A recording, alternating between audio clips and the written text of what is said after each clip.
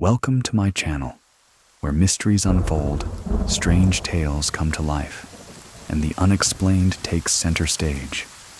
Here, we dive deep into eerie legends, unsolved cases, and supernatural phenomena that defy logic. Are you ready to step into the unknown? Brace yourself, keep an open mind, and join us as we uncover the world's greatest mysteries. Please listen to the story Baby Monitor. My name is Sean, and I've actually been on the show before. I told a story about when I experienced some paranormal type situations in my childhood homes. The experiences had dwindled off for most of my early adulthood until around 2020. July of 2020, I lost my mother. Shortly after the COVID pandemic had started to peak, my mother took a turn for the worst and passed away unexpectedly. Shortly after that, I found out that I was pregnant. This was not something that me or my boyfriend had planned. It was very unexpected, and I kind of took it as a gift, from my mom, because we had been talking before she passed away about how excited she was at the idea of becoming a grandma. And I told her, I don't even know if I can have kids, so we'll see what happens. And then, shortly after she passed away, I found out I was pregnant. We were in a one-bedroom apartment at this point, and we decided that it was time to try to find ourselves actual house, a space where we would be able to grow as a family. And I started house shopping.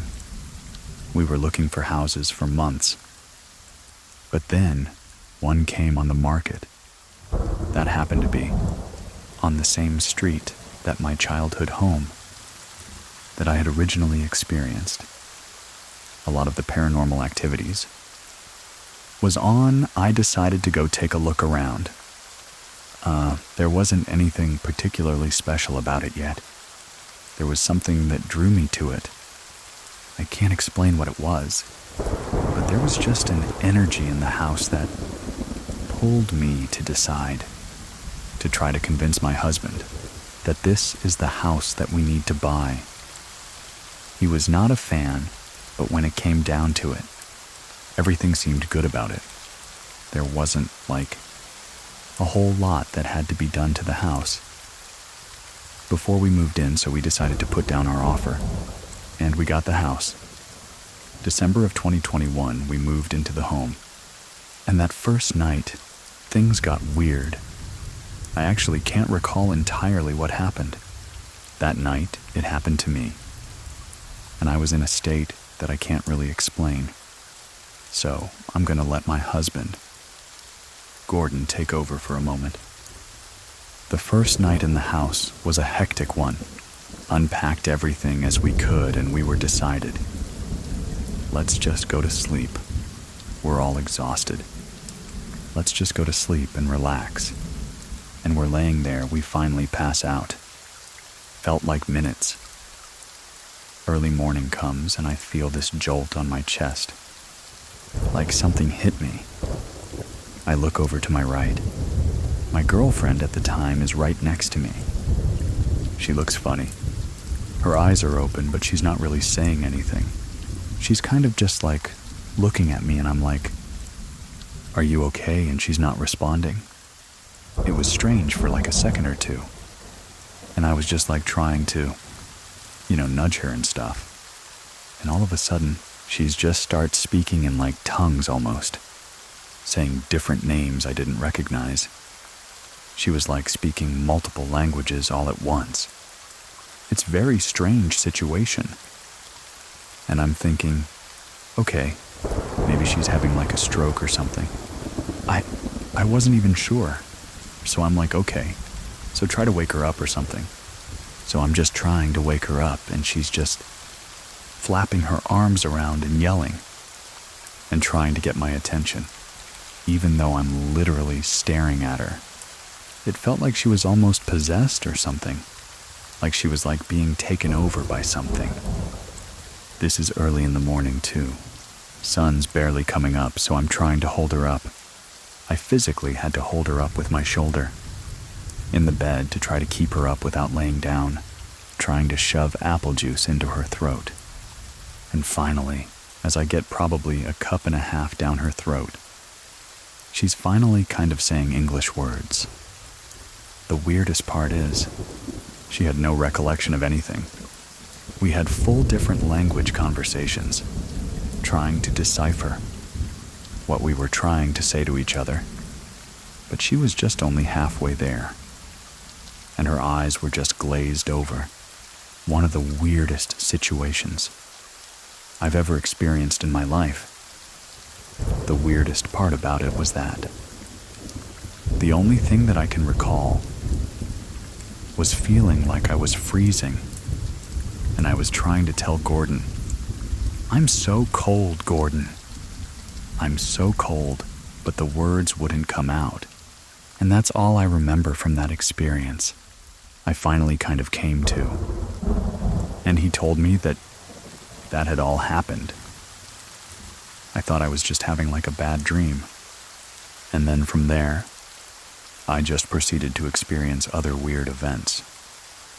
One in particular that still sits very heavy with me was, we had probably been in the house 3 or 4 months. At this point, I had moved my son into his room. He was around 8 or 9 months old, and that was really hard for me. Because when we were in the apartment, we had one of those side-sitting cribs, and he was right there next to me. And the doctor was like, "Well, you need to get him in his own room, in his own crib, and just being in this new environment." It was difficult for me. So there were a lot of nights where I would wake up very easily from like the slightest noise, the slightest creak in the floor, anything like that. And my husband is the complete opposite. He could sleep through an explosion. One night around the summertime, we were sleeping, and I was woken up very abruptly by a large banging. Sound like something had fallen downstairs. I didn't get freaked out too much at first.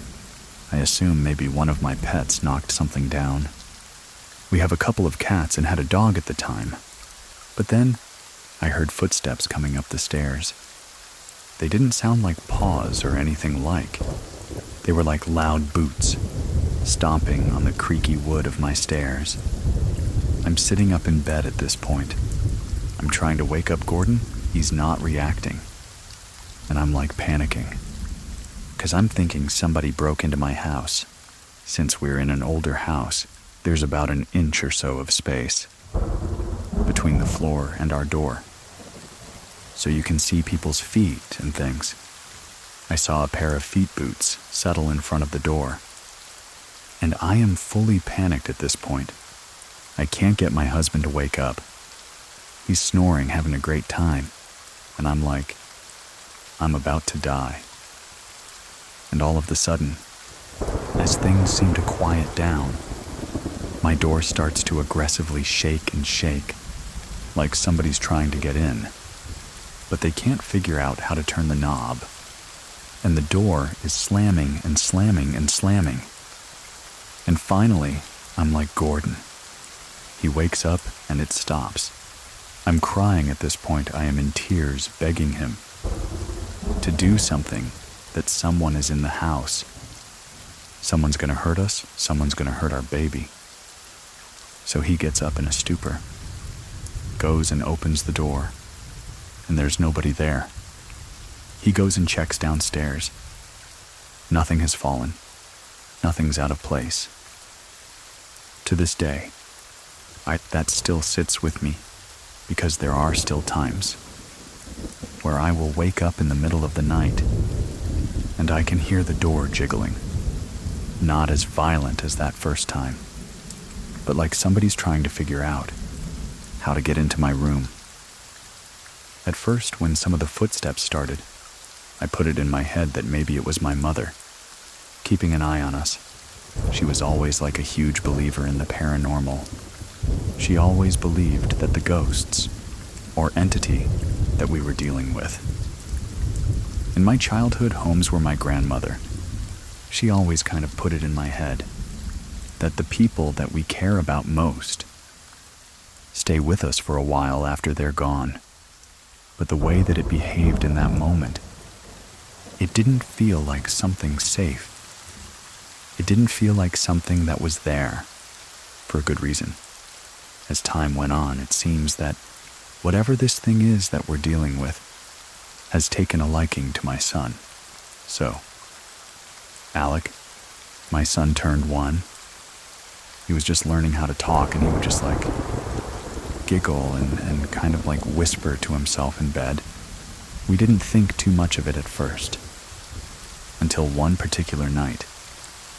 We have this video baby monitor that, when a sound goes off, it'll turn the video on so that you can see into the room. We had it at the time face down, right, so that we could see him in his crib. This particular time, the monitor turned on and I just heard a grumbling. I couldn't figure out what it was at first. I thought maybe it picked up, like the air conditioner or something in his room.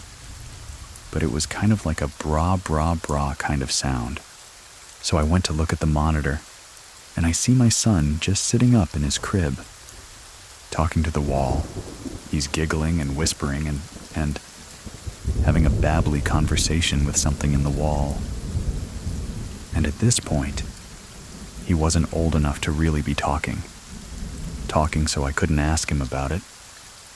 But this was something that continued to happen for the last 2 years, where the monitor would pop on and he's sitting up, sometimes asleep, sometimes not talking to someone or something. One particular night when he was around 2.5, he was in a twin bed that we have in a frame that's on the ground, because we didn't want him to fall out of bed. And this night, the same kind of thing happened where the monitor turned on. There was a weird scratchy, grumbly sound, and when I went to check Alec, my son was sitting up in the middle of the bed, just staring straight ahead. And I'm looking at him, and I see the room is dark. And yet there was just in the corner of his room, behind his bed, there's just this giant black figure. And I'm thinking I'm seeing things at this point, and I'm getting ready to go up there. I put one foot on the step, and my son looks up at the camera. He goes, "Mommy, Mommy." In that moment, the darkness disappeared, and he just laid back down and went to sleep. I was just frozen on the stairs, not sure if I actually saw what I saw. It's unsettling, because I don't know if whatever this thing is friendly, if it's got a motive, or why it seems to suddenly be attracted to my son. My son's obsessed with ghosts. I'm not sure where he even got the knowledge of ghosts. He asks my husband to play ghosts with him every night. He wants him to put a sheet over him and go, "Ooh," and pretend to be a ghost. No idea where he even learned that word. Just this morning, I went in to get him to go to daycare, and he gets up and he goes, "Mommy." Guess what? My friend did exercises with me after Daddy left. I was like, "Who's your friend?" And he just goes, "I don't know." Part of me wants to think that maybe it is my mom watching over him and coming to see him, but the way that whatever this is treated me and treated my husband, it's hard to be confident in something like that. There was a time recently, Alec was in the living room playing. We were cleaning up the kitchen. I had just let the dogs out the back door. I turned my back to where we have their water bowl, and when I turned back, there was a dead mouse lying next to the water bowl, and I come up to it, and it's a mouse, and so I'm freaking out. I get my husband to come and look at it, and he's like, "This is stiff. This has been dead for a while. It looked like something had spit it up." But my dogs were outside, the only ones that could have possibly had a mouth big enough to transport this thing, were not in the house. I had my husband throw it out. I go to open the back door to let the dogs back in, and there's another one in the exact same position, in the exact same state, right on the back step of my house. We clean that one up. The next day, there's another one in the exact same spot. I can't explain that either. One time, I was trying to get him out the door, and it got to the point where he was getting very, very upset. And I'm like, dude, we've got to go. We've got to go. You have a doctor's appointment. Like, we can't be late. And he got very upset. And he looked at me and he went, Mommy, no. And as he yelled, no, my bathroom door slammed shut. I've heard a lot in the past about how, ghosts will react to emotions of the people in the space that they are residing in. So I can't help but wonder if that was the ghost, taking his side to try to get me to leave him alone. But a lot of the times, when there are arguments happening in the house, or my son is throwing a fit, that door will slam. I don't know how to explain it. In my previous story, I had talked about the house that I lived in. It's on the same street, and at that time, when my mom and my aunt were fighting, the lights all shut off and things were slamming. And so part of me feels like it could be the same thing, where it seems like whatever it is reacts when there's a lot of negativity going on in the house, or negative emotions. It doesn't feel the same, if that makes sense. This whole street is just weird. There's been a lot of rumor between neighbors about seeing figures just standing across the street, looking into windows. Whatever we're all seeing don't seem to be aggressive or threatening, but they're there, watching. So I don't know if I made a mistake moving back here, moving back into this space, where I had once dealt with this stuff before. But that's a genuine fear of mine, and a genuine fear that I have now accidentally passed. Whatever this is from me to my son. If you haven't listened to it yet, you can find Sean's story by clicking on the link in the description of this episode, and if there, the story that you want to share with us. Head on over to truescarystory.com and fill out the form ad. Free. Listening is also available for our Scary Plus members. Links to everything are in the description of this episode. Thank you very much for listening. Keep it scary, everyone. See you soon. Please listen to the story encounters at the family home in the Philippines when I was 8. My grandparents built the house during the war. After it was built, my parents lived there. We were there until I was 16. The house was so huge and old. We have 2 floors, 2 living rooms, one downstairs and one upstairs, and we had a huge staircase. I would constantly get creeped out by the staircase. Even during the daytime, my mom would have helpers. We call them angels back where I'm from. Here in Canada, they're called maids. None of them would last. They would complain that in the middle of the night. They would hear noises in the kitchen. They would check up on it, thinking someone was there. None of them lasted long, and my mom didn't know what to do.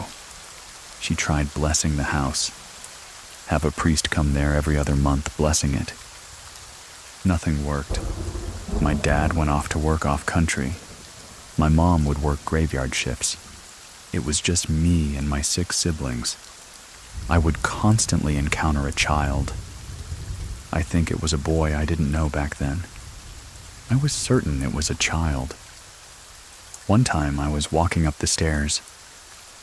It was at 10 p.m. when I was in the middle of the stairs. I heard someone calling me. Not by my name, but it was calling me like that. It was a child's voice. I froze up in the middle of the stairs. I really hated sleeping in my room. It was huge. I felt like someone was watching me, especially during nighttime. Every time my mom told me, "Oh, let's all sleep in the living room," I was so happy about it, I went to my room. I share my room with my 2 other sisters. The bunk bed where I share with my sister was on the opposite side of the room. I sleep on top and she sleeps on the bottom. My eldest sister's bed, Nina, it was also on the other side. I grabbed my sister's bed, pulled it up. As soon as I turned around to face the door, I saw a child curled up on my second elder sister's bed. The bottom one, I froze there staring at it. It was black. It was curled up facing me, but I couldn't see the face. He was looking at his knees.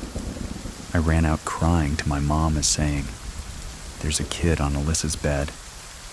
Please do something about it." They all went to my room. They didn't see anything. There was this other time. We were all sitting on the dinner table. Nina, she told me I was about to sit on one of the chairs.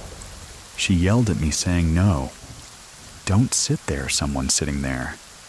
I was like, "What? There's no one sitting there." I nudged it off. I thought she was just trying to scare me. I sat next to her.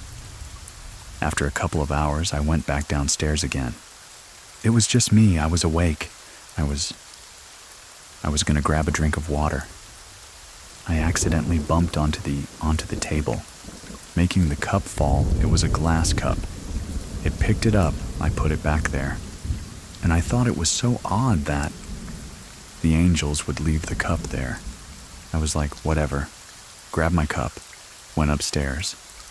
And as soon as I was about to climb upstairs, I heard the glass fall. I remember vividly there were no windows open. There were no fans AC on. I ran upstairs. My siblings were so used to hearing things fall, or someone calling us when it's just us. We knew it wasn't their was, because it would be the voice of my aunts and uncles when they were in America. We thought it was just normal hearing these things, because my neighbors would tell me. We experienced some of that things here at our house. So we were like, yeah, it's fine. There's a saying in the Philippines, if you acknowledge it, the stronger it will get. So we pretend it wasn't there. My siblings and I, even when we're together playing, we would hear someone calling us, not by our names, but going STST, when we would get creeped out. We would hear the voices of them calling us downstairs, when we're upstairs, or the room next to us, even though it's empty. My third encounter with the kid. I was eating in the dinner table. It was dinner time. Next to the dinner table was a hallway, a long hallway to the laundry room. We have this weird battery charger. It would constantly blink red or green. I had a feeling of someone watching me. Down that hallway in the laundry room.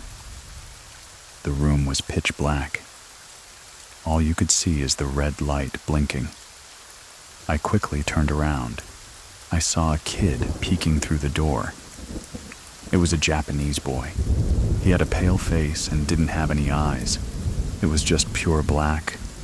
No expression at all. I started crying. My sister shaked me, saying like, "Hey, what's wrong, what's wrong?" And I pointed at the hallway, seeming like there's a kid there. My siblings were hesitant.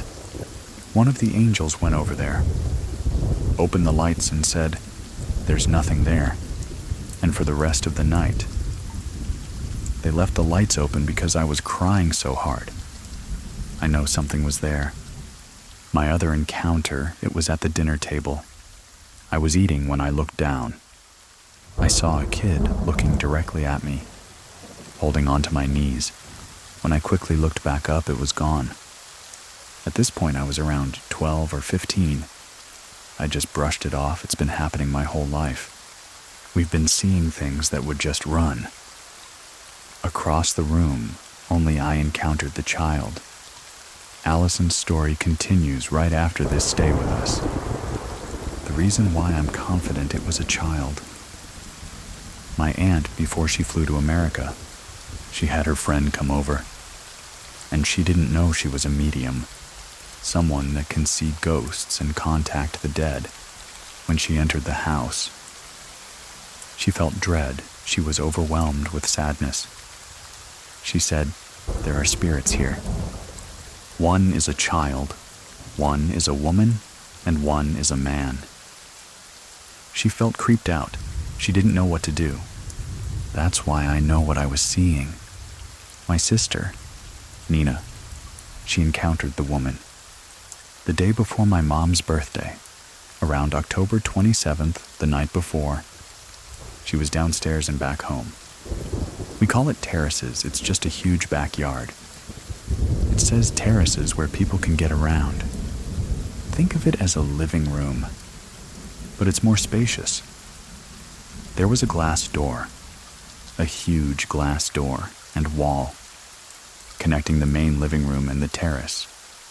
It was around 10 p.m. All my siblings were upstairs. We had another maid, her name was. It was Alberta. She was in charge of taking care of my little brother, Gabby, because he was still a kid back then. My sister, Nina, was downstairs fixing all the party stuff. She was hanging up balloons on the ceiling, banners, and at the corner of her eye, she saw Alberta. It was odd, because all she was wearing was all dark. She was wearing black clothes, and she noticed she had only 3 fingers. She was staring directly at my sister. She looked just like Alberta. She didn't bother with her. She went on shrugging it off. She slammed herself onto the glass door, and my sister stopped. It wasn't strong enough to make the glass shake, but you would hear it. It was strong enough that you could hear it. My sister looked at her and said, "What are you doing? There's a door right there if you want to walk through it." She got annoyed more than scared when she went back onto doing the decorations. Second time, she slammed herself full body onto the glass. She got more irritated. She was like, "What are you doing? There's a door right there at the Becca, if you want to walk through it." She pointed at it, but the girl wasn't looking at anything else but my sister. Direct eye contact. The third time was after a couple of minutes. It was so hard that she said the glass shook to the point it almost broke. My sister got so mad. She ran through the door and it was gone. She was then creeped out and went to the maid's room. It was on the first floor. They were all wearing pink and bright colors. And they said, like, "Have you seen Alberta? Number, she is upstairs taking care of Gabby." She said that's impossible, because she was just downstairs, watching me do the decorations. They were all so confused.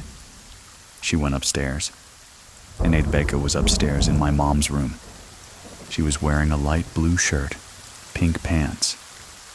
She got so scared. She started telling my siblings and Alberta that, "I saw you just downstairs wearing black. He had 3 fingers." She's like, "What are you talking about?" Another occasion, when my mom started believing us, is when Gabby was 4 or 5. He saw the woman again. This time, he was with Alberta again, by the staircase. They were walking upstairs. Gabby told Alberta to stop and move, because there's a woman walking upstairs. Alberta got so scared, picked up Gabby and ran upstairs. Told my mom that your son is seeing things. That's when my mom was like, "Yeah. No, we're done. We're done." This was a week before my uncle visited us from America. They talked about it. He built another house somewhere far from here. We went to Project 6, and at the new house, it felt like a huge weight from my back was gone. I didn't feel like being watched. then more I felt like, as if didn't need to worry so much or be scared. Around the house, before we left, the woman really made herself know that she was there. It wasn't my experience, but there was a picture of it. I wished I had that picture. In the downstairs living room, we had a huge mirror that, you know when you go inside a ballet's dance room, and there's a huge mirror just like that. We had one of those next to. It is all pictures of my aunts and uncles when they were children. One of the things that were standing out of it was a statue of a woman sitting down and a man playing a harp. Becca was taking pictures of herself on that mirror. She screamed so loud that my Nina and the other maid ran downstairs like, "What happened? What happened?" She was crying hysterically, saying, "There was someone next to me. There was a woman. It was a picture of an old Japanese woman. Next to her, all you could see was her face." My sister and the other maid tried to take pictures. Again, exact same pose, and where she was, thinking that they were just trying to prank them. And no, it was next to her. A woman with a pale face with red lipstick. She had no eyes.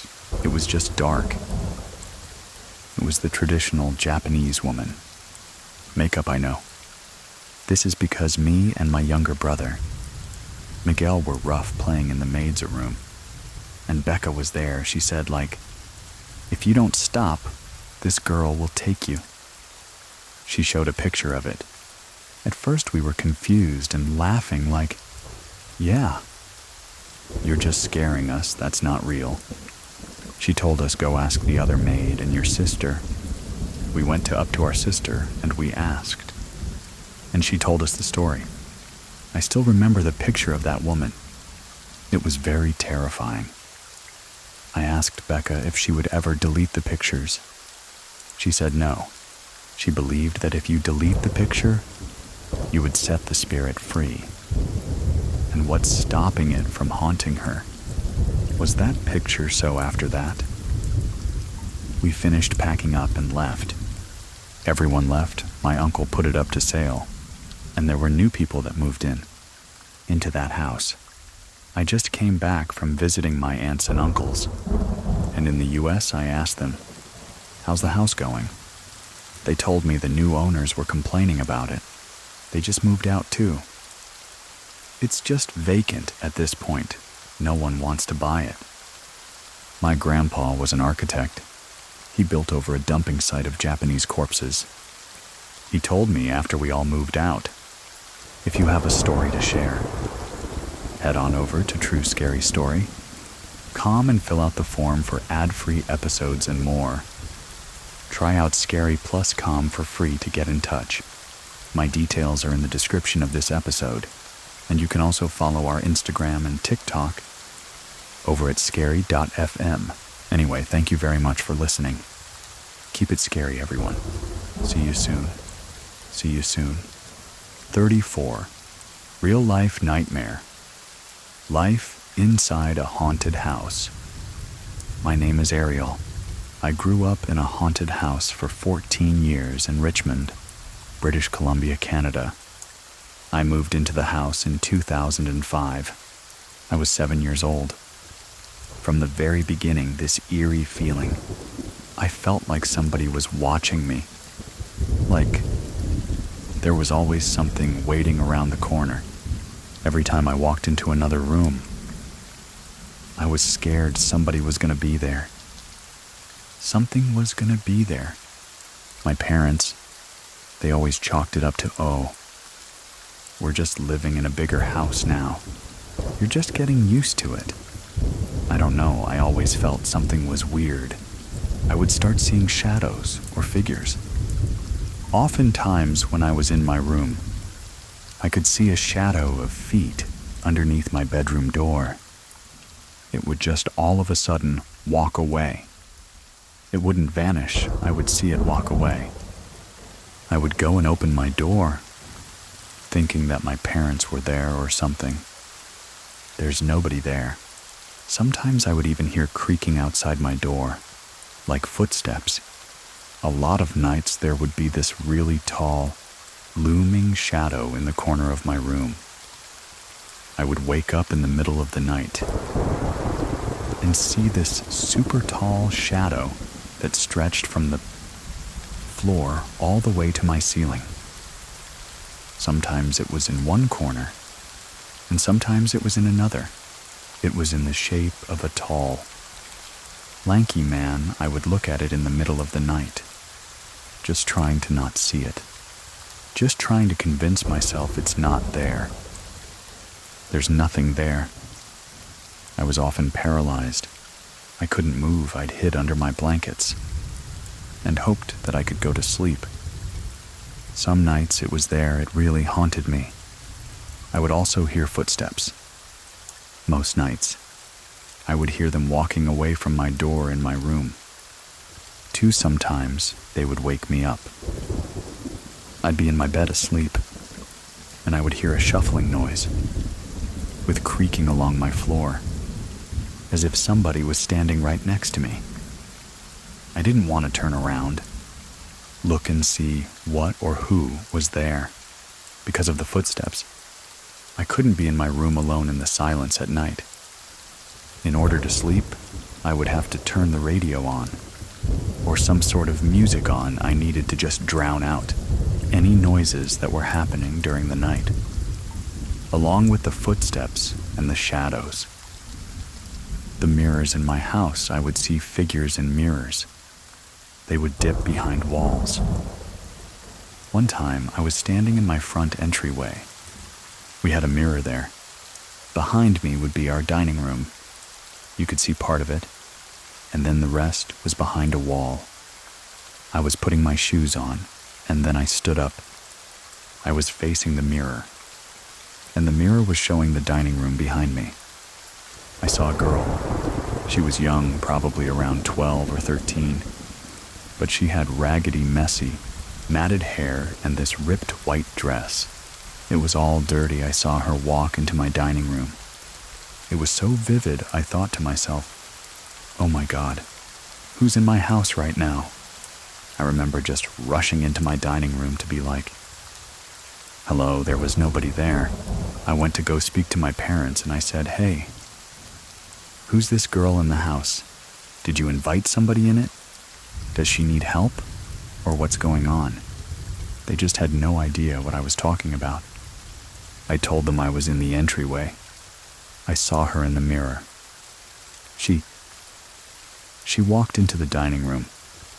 My dad is the biggest horror fan in the whole entire world, he just thought. Oh my God, that's really cool. You actually saw her. That's so cool. He was just fascinated. Meanwhile, I'm just terrified. For the entire time that I lived at that house, my best friend at the time refused to sleep over unless I covered all of the mirrors in my room with towels or blankets every time she came over. She kept seeing figures and shadows in them that weren't there, that creeped me out even more. It validated me, but I thought, okay, at least maybe I'm not crazy. I am actually seeing these things. But at the same time, I was like, well, my friend gets to go home and I have to live here. I remember all of my friends telling me, when they would come over, they felt uneasy, unwelcome in my house. As soon as they stepped into my house, they felt like they shouldn't be there, like they weren't allowed to be there. They just shouldn't, which was also disheartening to hear. I used to suffer from insomnia as a child. I had nightmares in that house, a recurring one that I would have. It was from the point of view of an intruder in my house, almost as if they were giving one of those realtor tours on camera, but 1,000 times more ominous. They would just slowly glide through my house. I'd do a circle in my living room, and then go down the hallway, Very slow, it always took place at night. There was never any noise or sound associated with it. It was just vision. It would always end up outside my bedroom door. It would open my bedroom door, but I would never go in. The worst part of those nightmares in particular was I knew that I was dreaming. I was awake in the dream, but I knew that I was dreaming, and I physically could not wake up. I would always try to will myself wake up, and I physically could not. I felt stuck. I remember thinking, I'm never going to wake up again. The nightmares, they were so common. I had to hang 3 or 4 dream catchers in my room. I don't really know if they worked, but it made me feel a little bit better at least. I knew I'm going to have a nightmare tonight. I don't know what it's going to be. It's either going to be about a natural disaster, where my whole family dies, or it's going to be somebody intruding in my house, and it was just always so creepy and terrifying. I would watch doors open and close by themselves, or I would hear them in the house. Worst of all was my bedroom closet door. My closet door was on an old rusty hinge, and the track was also old. It could wake me up. Many nights I would be having a nightmare. When I would wake up from the nightmare, I would sit up and see that my closet door was open. Sometimes it would be wide open. Sometimes it would just be a crack. One night, I woke up from one of those horrible point of view, intruder nightmares, where the person had opened my bedroom door. And I remember waking up. My bedroom door was open. I looked at my closet door. It was also open. I ran to my parents' room. I woke them up and I said, "Why did you come in my room? Did you open my door, my closet door? What is going on? This isn't funny." I was just terrified, crying, hyperventilating, and eventually they calmed me down, and my mom ended up coming to sleep in my bed with me so that I could actually sleep. It's one of those experiences. I remember it to this day. I remember the exact feeling I had. A pit in your stomach again. Something is around the corner. Something is waiting for me. It felt so ominous and evil. It didn't feel like it had good intentions. The rest of Ariel's story continues right after this. Stay with us. None of my other family members experienced it. To the level that I did, there were a couple times where we all saw doors violently swing open. But nobody was as terrified as I was. Nobody else was having these dreams. Nobody else's doors were swinging open. I felt targeted. I remember the worst. Absolute worst incident, though, that still haunts me. I was 10 or 11. I was often homesick from school because I was barely sleeping. My parents had just left for work 5 minutes earlier, and my brother was already gone on his way to school whenever everybody left the house. I immediately would go downstairs just to be in the family rooms, so I could be close to an exit door if I got too scared. I came downstairs into this hallway between the kitchen and the living room. I remember seeing my cats in the hallway. I bent down to say goodbye. Morning, give them some pets. As I bent down, I heard a closet door open from upstairs. It wasn't mine because it wasn't creaky. I looked back at my cats. Both of their ears were completely folded back. They were very upset they had both snapped their heads to look straight upstairs, where the noise came from. Then I heard heavy footsteps thumping on the carpet, coming down the hallway towards the top of the staircase. Along with these thumping footsteps, that sounded as if someone was wearing heavy work boots. Was this horrible, sinking, all-encompassing feeling that locked me in place. I could not move. I felt paralyzed. like in my intruder dreams where I couldn't wake up. Then I hear the footsteps start thumping, one by one down the stairs. I am directly to the left of the staircase. They were halfway down the stairs. I snapped out of it, and my only thought was, I need to run. I sprinted to my neighbor's house. I was in my pajamas. I told my neighbors someone just broke in my house. They're in my house right now. She offered to call the cops, and for some reason I was like, no. I want to call my parents, but I called my dad. He pulled like a U-turn on the highway, sped all the way back. He was only 5 minutes away. Anyways, thankfully, him and my mom get home, and they rush into the house, and they start calling out for anyone in the house to come out, that they're going to call the cops, that they're on the way. I refused to go into the house. It was a good hour before my parents had convinced me to come back in, because there was nobody in the house. They checked every single closet everywhere. Nobody's there. It's empty. I finally went back in. I told my dad again. I heard a closet door open. They came out of a closet upstairs, and he's checked all the closet. There's nobody in there. He took me upstairs to open and shut the closets and identify which one. I heard as soon as he opened my brother's closet. I was like, that's the one. It's my brother's closet, he was like. That's weird.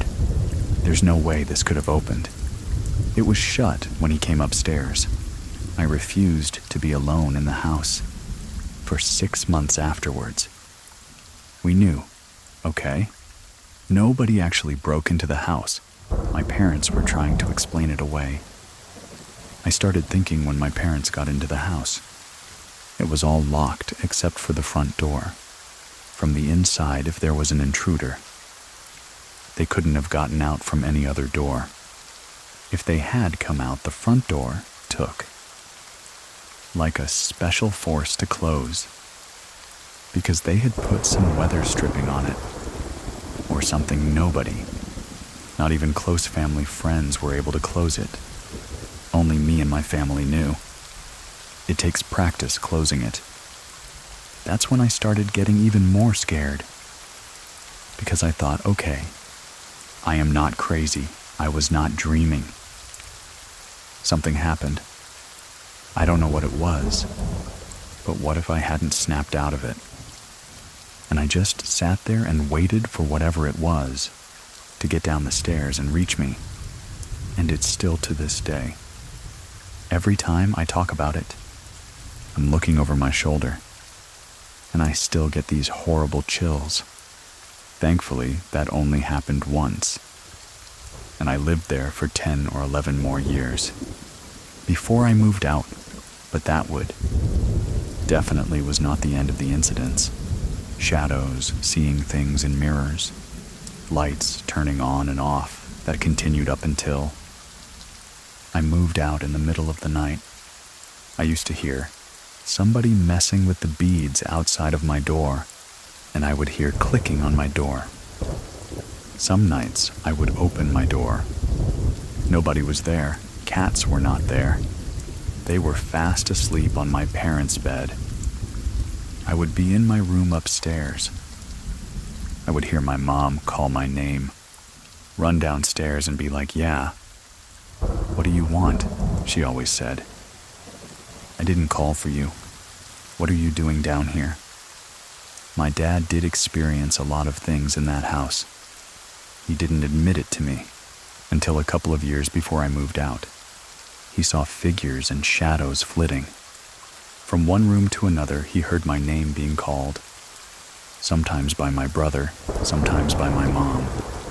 He also had lights turn on and off in a lot of rooms that he was in. He actually had a piece of paper thrown at him. It was whipped from the coffee table into his face. The only thing my mom actually ever experienced was she would have things go missing. They would miraculously show up somewhere else, One time her wallet went missing. It was in her purse, obviously. My dad was looking for it all day. So was my mom. I was looking for it too. I went downstairs. Her purse was in the center of the living room. Her wallet was sitting right next to. It went to hold my mom, and I was like, "Your wallet's right here. What are you talking about?" She was white in the face. She was like, "Okay, I'm going insane." I thought that they were playing a trick on me. One time, her credit card went missing. She found it just balanced on top of her wallet. Later on in the day, none of us took it, but she would just find stuff balanced on top of her stuff, or in just a very convenient location. They tried to look up the house history, and nothing was found. There were no documented deaths in the house in Canada. It's not legally required for realtors to disclose, or even document if deaths occurred in a house. The only places that keep those records are the police department, and again, that information you can't really get unless you're related to whoever passed away. We never found anything. But I do remember when my parents were getting the keys for the place. The previous owners were there. We were just having a chat with them and saying, "Thank you, we're gonna love this house and everything." My dad, he was offering his condolences because the guy who lived there, his wife had passed away fairly recently. A year prior, my dad asked him "Oh, I'm so sorry about that. It's really tough. I hope that she was comfortable where she was." The previous owner of the house was quite cagey about where she was when she passed away. He just said, "Yep, she was comfortable." He had mentioned she hated hospitals. So we were like, was she in the house? It's possible that she passed away in the house. I know a lot of people pass away at home. It's just what happens. But I just know the house was built in 1970. It wasn't ridiculously old or anything.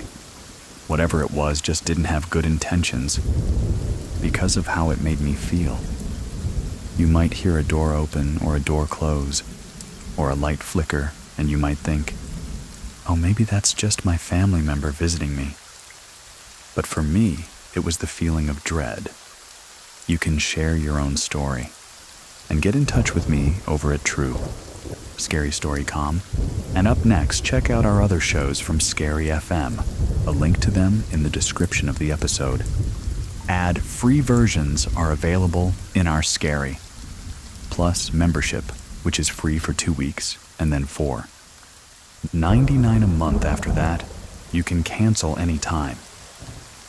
Thank you very much for listening. Keep it scary, everyone. See you soon. See you soon. Please listen to the story, A Bad Feeling. It was on July of 1987. I lived in the Pacific Northwest. It was during the summer. So it's really hot. It was July. It's really humid where I lived at the time. And it was about 12. I was on summer break alone. So I was alone in the house. They knew it was going to be really hot. So I wanted to make sure all the doors and windows were closed because we didn't have air conditioning. My grandpa, who was in the hospital in California at that time, but they said he was pretty stable. My Nana, who's his wife, my grandmother, she was at home. She wasn't going to visit in the hospital that day. My uncle was over taking care of her. It was in the morning too, but it was already starting to get warm out. I started doing my chores, the dishes, when then I started vacuuming.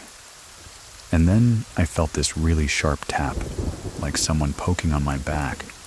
I felt it a few times, and I was home alone in the house. I don't have any siblings. I turned around, and there was no one there. There was no one else in the house. The living room got really cold. All of a sudden, I had a really bad feeling. So I turned off the vacuum, and then I went. I just went outside for a little bit to warm up, and I did not vacuum the rest of the day.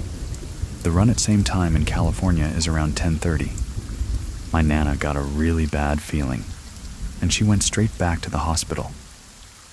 She told me that when she got there.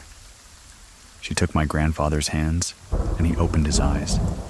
And then he passed away. It happened at the same time that I got tapped on the shoulder, because I remember them telling me it was around 11. I looked at the clock at our house, and it was 11 too. My mom got home, and she said, "I have to tell you something."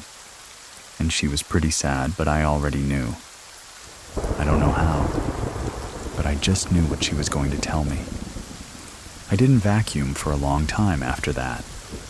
I'm in my 40s now, and even when I'm vacuuming in my house by myself, I leave a door open even if it's snowing here. I'm so still terrified. Like 30 years later that this is going to happen again. My Nana said that she felt for the next year or so that, and my grandfather would send her messages, but no one in my family believed her, because I just thought, she's just the grieving widow and making stuff up. But then in this time, it's a couple years later in like 1989, my Nana was going to go visit my great aunt, who was in San Francisco. She was getting in the car, and she said, my grandpa spoke to her and told her not to go. She got out of the car and she called my great aunt. And they said, they calculated that the time it would have happened, she would have been on the bridge.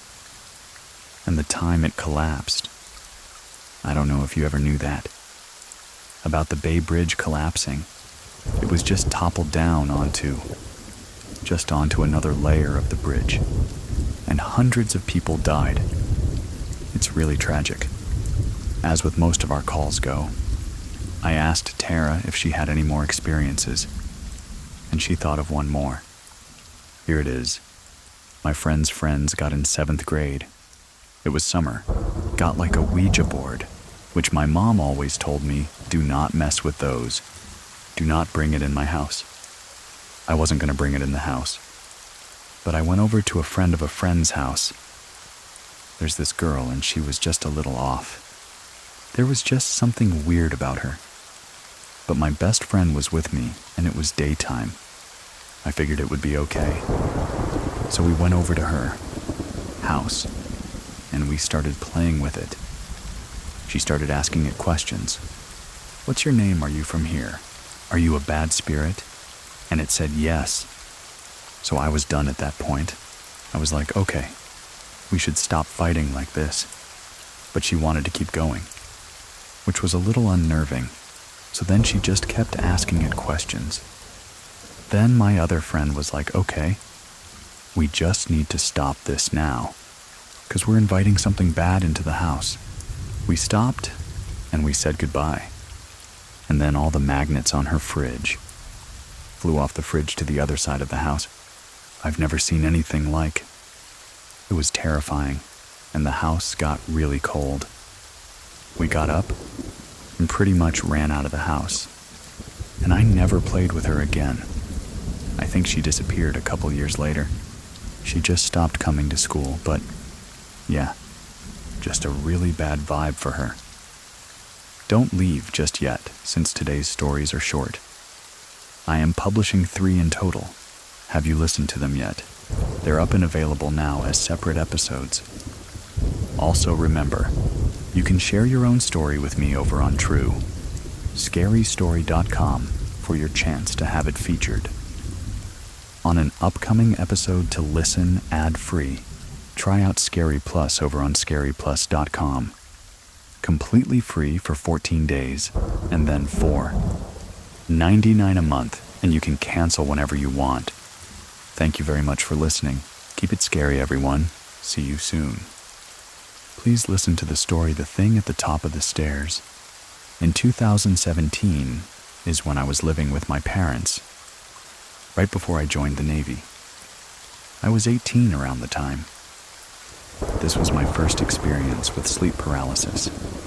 And the hag, I was in my bedroom, It was pitch black. The only illuminating light that I had was from the window. With sleep paralysis. Your eyes are open, but your body can't move. I was looking at the bottom of my bed. I could see this bright green light. It kind of looked like toxic waste, like in a movie. That's kind of the color it was. I was looking at it really intensely, and I still couldn't move. I had like the mumbles, like trying to get out words like help, because I couldn't move. This was my first time ever experiencing this. So this was so different. I could see that this girl, or this woman, started to form. She had her fingers up on top of her mouth, and I could see her knuckles but not her fingers. She was laughing. I could feel my body gain a little bit of life, and I just kept rocking. Then I finally jumped up, because I was so mad. I was like, who's in my house? When I got up to her, she dissipate. That was my, first experience ever with the so-called hag. I didn't tell anyone because I didn't know really what it was. My dad was always the kind of guy, ghosts aren't real, but he had a very big understanding of what the supernatural was. I could always understand. We had cousins who had played with the Ouija board. Back in the 80s, they were asking it questions. They asked the question, when are we going to die? The Ouija board gave them a date. The date the Ouija board gave them. They crash into a semi. Another semi crash in the back of them and sandwich the car. My dad, ever since that happened, he doesn't like to talk about the paranormal. He knows it's there. He doesn't want to ever talk about it. It was a very taboo subject growing up. Me and my sisters, we would talk about it sometimes, but not like that. My sister, she traced back our lineage. There's some witchcraft throughout there. We've never really gotten into anything like that in 2019. I met my husband. We had started dating. We both got stationed up in Washington.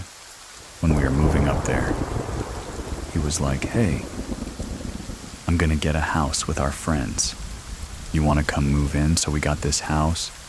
It was in the woods, pretty much. It was really nice. Had a really big backyard. The vibe of the house was always weird. It always felt like somebody was in there watching you. Do you hear the creaks? There is one night I remember I woke up. Our bed was against one wall, and we had a walk-in closet. And then the bathroom was right next to it. The bathroom had this white mist coming out of it. It was wrapping over my husband. I looked at it, and I thought it was so weird. There's no fog outside, there's no windows open, there's no shower on, we don't even have a humidifier in the room. I was like, I have to be dreaming, but I could see it moving. It was moving towards me. I just said, I'm gonna go to sleep. I don't want to wake him up. He's gonna just shrug it off. He's half asleep. The next day, I did tell him, I said, hey, last night there was this mist over you, and I don't know what is going on. I've never seen this before. I went into the little town that we had to. This magic shop, I need to get some sage. The white sage so I can cleanse my house. And I need something for a protection crystal. They given me some type of protection crystal. The lady was like, oh, you're in the military? I said, yes. And she said, well, because you're around all these bases. That these bases bring a lot of negative energy. You bring that home with you. I'd gotten these crystals, so you sleep with them under your pillow. And you should not feel anything. I was pretty much good after that. Didn't have any experiences. But then, me and my husband were still married. But he had gotten orders to San Francisco. And my command moved. This was right when COVID happened. I was in this apartment for 8 months until we moved. I can remember the second time I had my experience with the hag. My husband was able to come down. They had lifted up the restrictions. We were in bed one night. I woke up. I had a bright white light. This time it was on the side of my face. I felt her hands and her feet crawling across the bed, like it felt like I liked tons. Every time they would hit, I couldn't move. She was on top of my chest. She put all of her weight on. I could hear this loud, a vacuum-like sucking sound with it. It felt like my soul was being sucked out of my body. I literally felt like my life was flashing before my eyes. I don't even remember falling to sleep back after that. I just remember I can still see everything and feel the weight on my chest. The hair was all in my face. I couldn't even see her face, but I could see her then. I could see teeth. I could see white mist from me flowing into her. And I was like, this is so weird. That was my second experience with her. We only lived there for a couple months, because I always felt that apartment had a really bad vibe. The way my room was set up was, I had this big vanity next to the bathroom. After that, I could not sleep near the mirror. There's this big superstition. Don't sleep next to mirrors. It's a portal, you know. I had to move my bed. I really didn't have a way because I had the vanity. And then my closet doors were. Those closet doors that had mirrors on them. There wasn't much I could do. And I don't like to sleep with the doors open, that I've always feel like someone's looking in. And especially in that apartment, I always felt like somebody was looking in on me around the time I would take my body.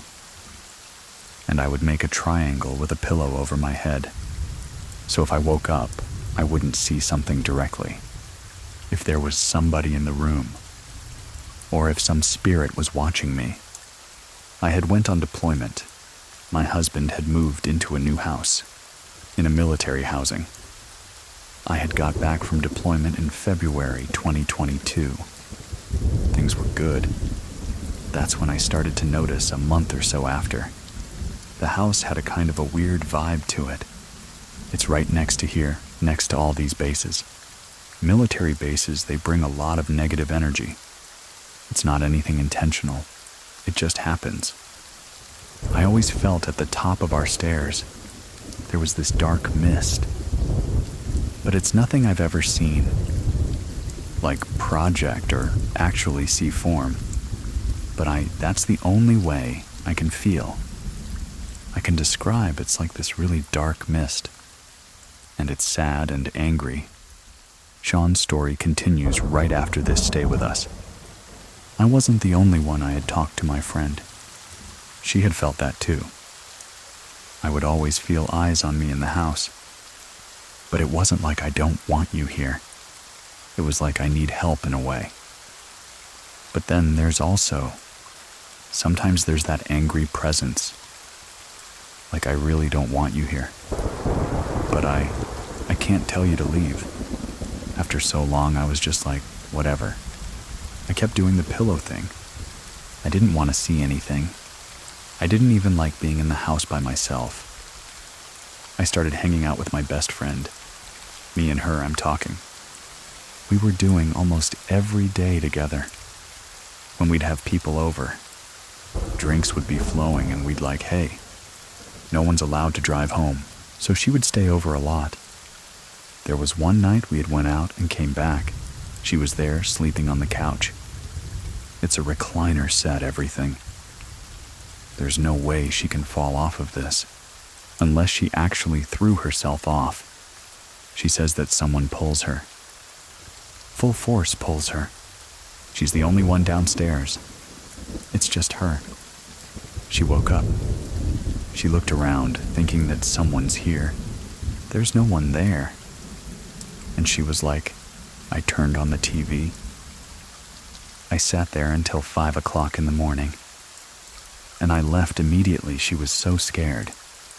Not too long after that, we had more people over. One night, we're all sitting on the couch. It's me and the two of our other friends. Everybody had already went to bed. Him and the doorbell starts ringing. My dog's going crazy. The doorbell start ringing. I look outside. There's no one there. It's weird. My husband comes downstairs. He opens up the door. This is probably the worst thing he could have done. I think he let something in when he opened that door. He walks out, looks around. There's no one there. So going back, goes to sleep, everything's fine. Not too long after that, stuff starts moving around our house too. We had this like electric fly swatter. You get flies like crazy for some weird reason. It's probably just the heat. I remember there was one time I'm home alone by myself, sitting in the living room. It's a direct, open shot, as you can see from where our key rack is at, where that's hanging to the living room. You can see it directly. That thing is swinging back and forth, like someone had pushed it. I had not went in there at all that morning. I'm sitting there confused. No one else is home with me. I'm just watching it. I've recorded it and sent it to our group chat. I said, guys, I'm the only one home. I haven't even been in the kitchen this morning. Look at this. Everybody's like, oh, there's ghosts in the house. Me had been getting this feeling, the thing at the top of the stairs. Finally, I was asking neighbors about stuff that's happened around. The way the neighborhood is set up. It's a big courtyard in the middle. 4 streets surrounding each other. On the other side of the courtyard, there was a man. He had murdered his wife, and he had left. I've heard 2 sets of the stories, but the one I read online, it said that he had kept her in a deep freezer. For 2 years, he had said that she went missing. There was an incident in the courtyard where she had ran outside and said that she was cutting herself or something. That's what he was saying. These 2 years goes by everybody's what? Where is she? They're asking him, where did she goes? I think she just ran off. The day he's supposed to move out and move across the country, her body's found. He threw her body in the canal. The police had found her. They knew who she was because she'd been missing. They come to his house and everything. And they're like, hey, we found your wife. He already has a whole new fiance and everything. They're about to move. He goes, oh, that's crazy. Come to find out, he was the one who did it. They expedited him back here when all that had happened. But it's not just one property. All the properties are connected with each other, especially this courtyard, is what keeps everybody connected to. I feel like maybe it was her spirit, still asking for help in a way, or just being angry that she can't leave. She's stuck there, even till the day that we had moved out. We moved out in November of 2023. I still felt really awkward and weird being in there by myself. I've just felt the heaviness of sadness and anger, of not wanting to be there and needing the help. I don't think anybody else felt that. But my friend, she was the only one that, when I spoke to her about this yesterday, she was like, no, I felt that too at the top of your stairs.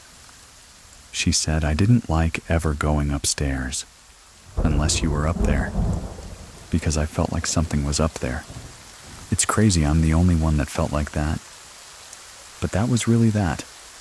Now we've moved to the other side, in this brand new built place. I don't really get the vibe that something is here, or anything like that, but it doesn't take long for something to show itself. So I've always been a believer. ever since I've experienced more and more and more, it makes me start to realize, like, there's more. There's more things out there. The case Sean mentioned is true and verifiable. The victim's name is Elizabeth Ricks Sullivan, who had been missing in 2014. And for 2 years, nobody knew of her whereabouts when her body was found in the San Diego Bay. Investigators discovered that she had been stored in a freezer for 2 years. And even though we don't cover this specific case, on our new show called Murders, you can find other terrifying cases of what humans are truly capable of. You can find Murders on your podcast app right now. To share your own story on this podcast, go to TrueScaryStory.com. The link is in the description of this episode to get ad-free stories and to support the show. Check out scaryplus.com. Thank you very much for listening. Keep it scary, everyone. See you soon. See you soon. Please listen to the story Bad Intentions. We lived in a neighborhood called Pilsen in Chicago. One of my aunts lived across the street, but I used to love to go over there, to be with my cousins. The houses in Pilsner are really big old structures. It was an old, predominantly immigrant neighborhood, but the houses are Victorian style. They have a big living room, big dining rooms, small bedrooms, big kitchens, a lot of hidden closets, and little places where you can hide. Play hide and go seek. They had little crawl spaces in some of the closets. Those were our favorite places to play. In my cousin's house, there was a closet that had little stairs. Inside the little stairs was another little crawl space. We used to go in there and talk about the things that kids talk about, but you can hear things that were going on in the other rooms. One time, me and my cousins were playing in there, and we heard my aunts did not like him. They called him a bruto, a bad man, or a witch. My aunt had been married and loved her husband. To go with this uncle, they all said that he had practiced witchcraft on her, to get her to go with him. That was unheard of at that time for someone to leave their first husband and to go with someone else. And he was much, much older than my aunt. Much older. Most of my aunts were afraid of him. My uncle, he was calling out to things. He was saying bad words, calling for revenge. And we got scared. My cousins were telling me. He sometimes does that when he gets angry at people. We're not supposed to go into his room or talk to him. We heard him stop and walk out of the room. I went into his room, into his closet. We found a little box, a little black box.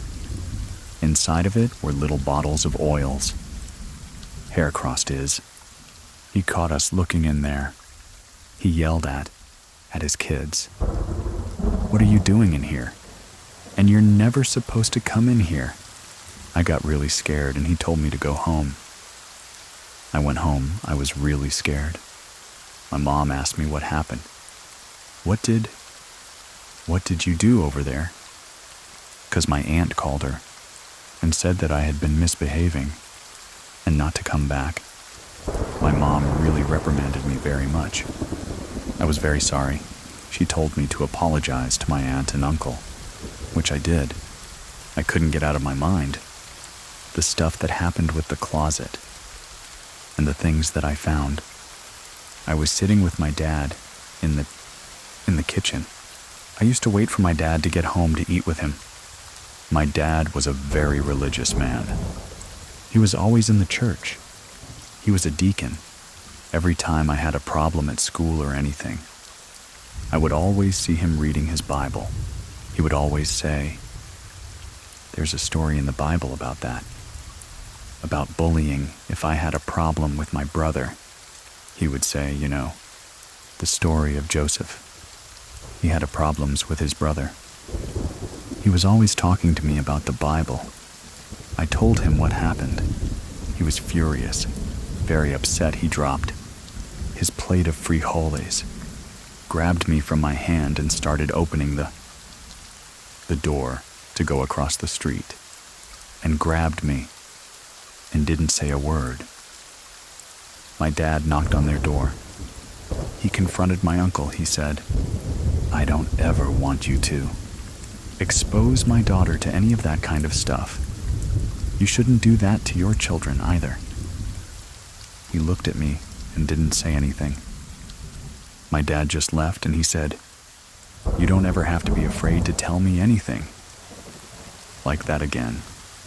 After that happened, one day I was home sick from school. I heard the doorbell ring. This happened a couple of weeks later. I opened the door. It was my uncle. It's 10 o'clock in the morning. My aunt wasn't with him. I didn't know why he was there. I told my mom, "My uncle's here." She was surprised. Also, she said, "Okay, let him in." She told me to keep him in the living room, so I just stayed there with him. I didn't talk to him and put my head down. He said, "Come here." I didn't want to go to him, so my mom called him to have some coffee in the kitchen. Then he laughed right away. I don't know what he came to tell my mother that day. Whatever it was, it scared my mom. That same night I went to sleep. I shared a room with my little brother. Something that caught my attention. I saw a light coming in through the corner of my bedroom. As I looked up, I saw a man. He had an old chauffeur kind of uniform on, and he had dark glasses on. His skin was really pale. I could just see his hand. His hand had a black ring on it. I could see the buttons of his jacket. He was looking at me. His face was so pale. His lips were blackish. He looked at me, and he had the dark glasses. I could see he was looking straight at me. He just stayed there, staring, peeking. I just froze, and I tried to pretend that it was a dream. I know I saw him. I kept closing my eyes and opening them up again. He was still there. He pointing at me and nodding, yes. I let out a scream and called for my mom. My mom came into the room and said, "What's going on?" I said, I saw this man. It's like, "Oh, you're just dreaming, don't worry. You did something you shouldn't have done. And now you're feeling bad. That's why you can't sleep." She stayed with me and she prayed with me. I went to sleep when she was next to me. I was very rattled for the next few days. Another night I was asleep. I heard a thump right in front of my bed. A big thump. I opened my eyes and I saw, like a cane that looked like a rain cane. A cane that makes the sound of rain. It was being held by a woman in a dark dress. There was a little girl with her that had sunken eyes. She had blondish hair. The little girl was so sad. She was being held by the wrist by this woman. The other hand she had on that cane. She looked at me, and she thumped again real hard on the floor. I knew she wanted me to get up. She was staring down at me. I didn't know what to do. I was frozen. She thumped again. I knew that I had to get up. I sat up in my bed, and she moved out of my way, towards the door to go out into the dining room. As I looked at her, she looked back at me like, "Are you coming?" I got up. I started to follow them into the living room. I don't know why I started to follow them. I knew I had to. I knew I did. I walked into the parlor. What looked like a parlor. The whole living room was different. We had a fireplace. A real fireplace in the home.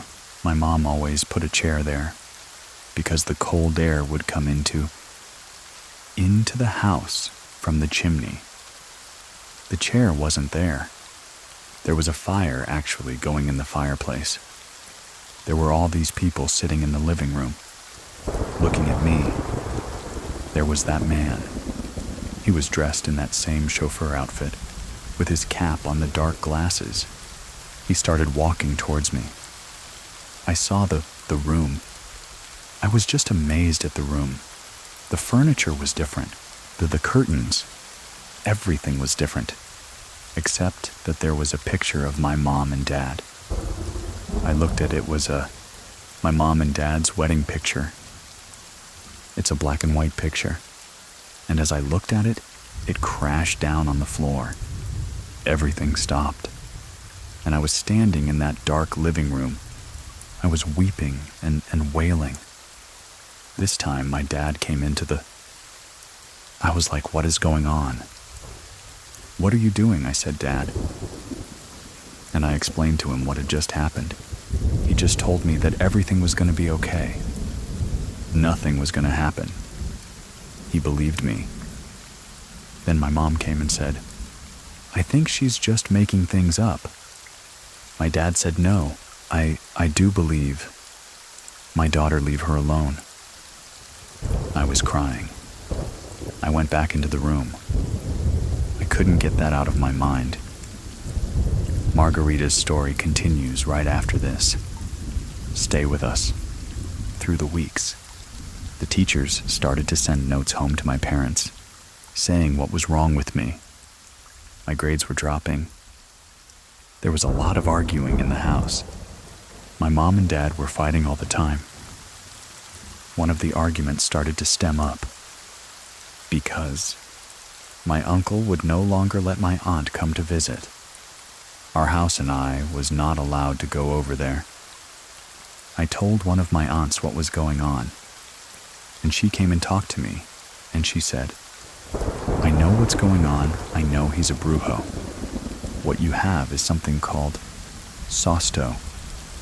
He scared you. He scared you. And you can't be afraid of those things. You can't give that power. You have to trust that all is going to be okay. There is always a power bigger than anything bad. For everything that is bad, if you believe in bad, you have to believe in good.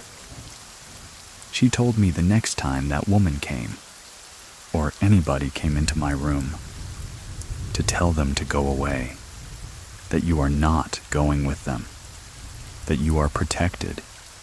Do not allow them to take you anywhere. The next time it happened. A few days later, I saw the man again. This time, he put his hand out like, you're coming with me. I said, no, I'm not going with you. I started to yell loud.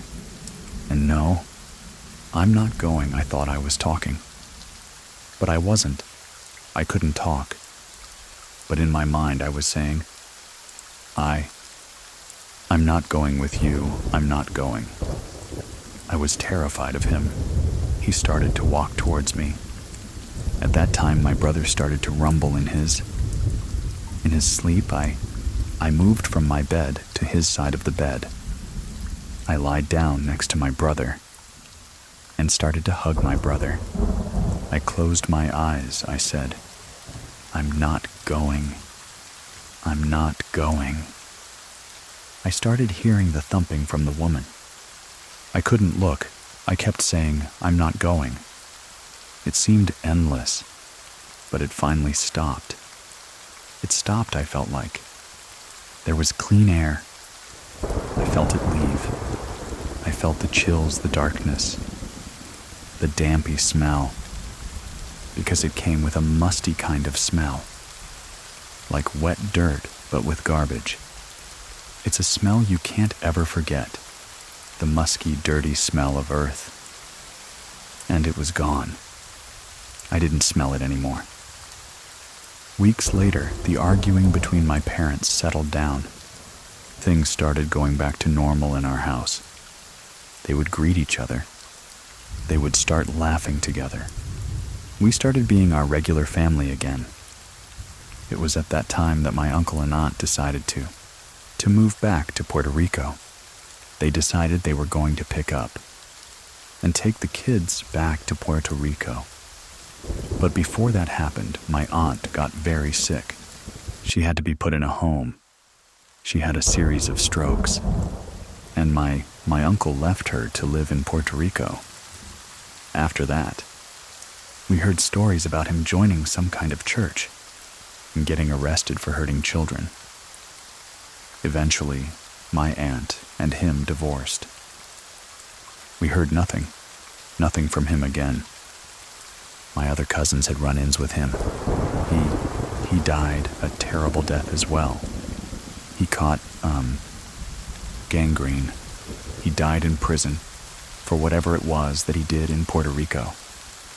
I can't really say, I just know that was something against a child in a church. He was accused and found guilty. In Puerto Rico, he was a chauffeur, but I think it was in another aspect of him, because he was a chauffeur in Puerto Rico. He used to drive a taxi or drive people. I do know that. He used to work for a rich family in Puerto Rico. Driving them around, I found that out much later. But that would make sense why I saw him like that. None of them want to see him at the end. They're all good people to this day. I adore my cousins. They grew up to be wonderful, wonderful people. They remembered their father with love. But not many of our other relatives agree with that. My aunt tells me how brave I was to be able to confront him. And that's a lesson I've learned. I have to always face my fears with courage. Years later, I would talk to my brother about this. I was telling him, I used to be really scared in that house. He said, "Oh yeah, the lady with the cane, right?" I'm like, "What?" He goes, "Yeah, I remember when she used to come into our room and try to take you away." I said, "Why didn't you ever say anything?" He said, "Because I didn't want her to take me. I'd rather her try to take you than to take me." He validated it for me, my brother told me. No matter where I am, I will always protect you. My brother died in 2020 from COVID. I still feel him around me. Sometimes when I'm scared or feeling lonely, I'll feel his presence around me, and I know that he's close. I've also learned now that there are some things that are always good here. And in the afterlife, you can embrace those. Thank you very much for listening. Keep it scary, everyone. See you soon. See you soon. Please listen to the story Message Through the Board. This story happened in 2014 in Murrieta, California. I worked at a grocery store. A couple of my co-workers had gone to this old mining town, near Joshua Tree then, to these old gold mines. They brought a Ouija board with them and were able to communicate with some miners that had passed in the area at the time. I was very skeptical about these kinds of things. I was like, oh, if you guys are ever going to do it again, I'd be really interested to see what that's like and experience that for myself. A couple weeks later, one of the girls that owned the Ouija board invited me to go with her to her grandmother's grave. We went to the cemetery around sunset and set up a blanket. Just a nice little area on top of her grave. The girl that's grandmother's grave we were at, LED the whole thing. Me and one other girl were there as well. There were 3 of us total. We are sitting there. We all 3 had our fingers on the planchette. I had mine barely touching it, hovering it, 'cause I'm skeptical. We sign on the Ouija board. We go to say hello. That's what she told us we're supposed to do. You sign on. We go to say hello. She starts asking questions. Is there anyone here with us? We didn't really get any responses. The planche kept moving from T and to U. T to U. It kept going back and forth very slowly. That was the only response we got the whole time. We sat there for 30 minutes. maybe an hour just seeing if anything else would happen. Nothing else happened, so we gathered up our gear. They had the idea to go to this, what is referred to as the Haunted Mill. That's in Marietta. It's a spooky place that teenagers go at night, just to get spooked out. I had been a couple times to drive by, but they were like, "Let's go do the Ouija board over there." They thought we'd get some sort of response. We go over to the mill. It's pitch black out. The mill had been vandalized and broken into a lot over the years. There was a chain link fence and barbed wire on the top. We didn't bother going inside of it, but we thought just merely being in its vicinity was enough. We set up the Ouija board and a little blanket across the street. There was a dirt field across the street. It was just us, dirt field and the mill. All three of us had her finger on the plancher. We sign on to say hello. The girl who was leading asked if there was anybody with us. This time, the plancher went to yes. She asked a few other questions. One of them was, "What is your name?" It started to spell my grandfather's name, which is not a common name in the States. The hairs on the back of my neck were standing up. And it started to spell my last name. My last name is Dutch and very hard to spell. Even people that have known me for years have a hard time spelling my last name. I immediately was going into fight or fight mode. I was really scared, I figured. The girls I was with probably didn't know my grandfather's name. At first, I thought they were pulling a prank on me or something. I looked at them and was like, "Oh, this is my grandfather's name that it just spelled." My friend continued to ask questions. She said, "Do you have something that you want to say to Molly?" It went to yes again. "What's your message from Molly?" It spelled Getready. I said, "Get ready." She said, "For what?" It spelled DE, a TH death. I immediately was having an out-of-body experience. We signed off. My two friends were very scared. They grabbed their stuff, ran off to their car. I had been sitting crisscross, applesauce the whole time. I went to stand up. My legs were numb. I fell into this ditch that was there. I lost my car keys. Having a panic attack, I look up and my friends are at their cars. They're getting ready to go. I couldn't find my car keys, so I pull my phone out, get my flashlight. I'm looking for my keys. I finally find them. I run into my car and drive off and don't look back. We let each other know when we got home. Over the next couple of weeks, we were checking in with each other a lot to see how everyone was feeling. We were all really freaked out by it. In the months after that, even years.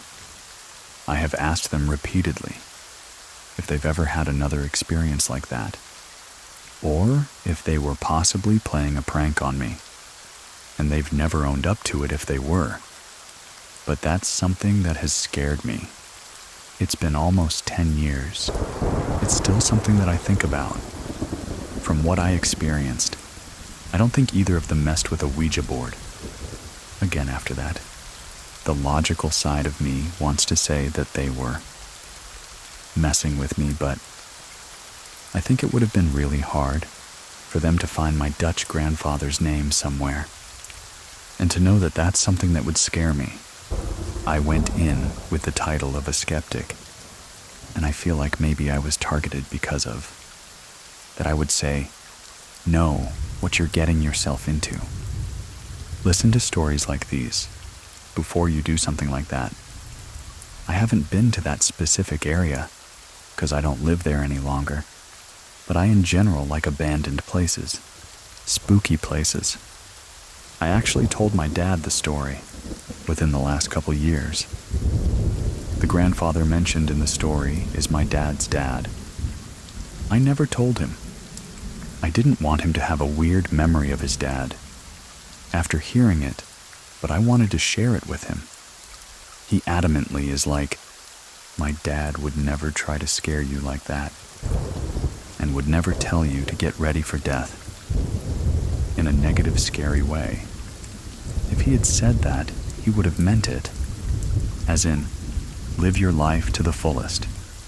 Always prepare, be prepared. That you don't always have the promise of tomorrow. That's giving me a piece about the story, too. I don't think it was my grandfather. I never did research into this because I'm too scared. But one of my friends that I experienced this with, she had done some research into demons and spirits.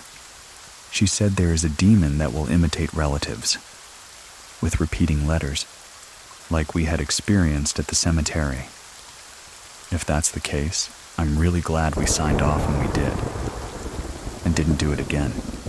This experience just gave me a really well-rounded view of this kind of thing. I don't consider myself a skeptic or a full believer.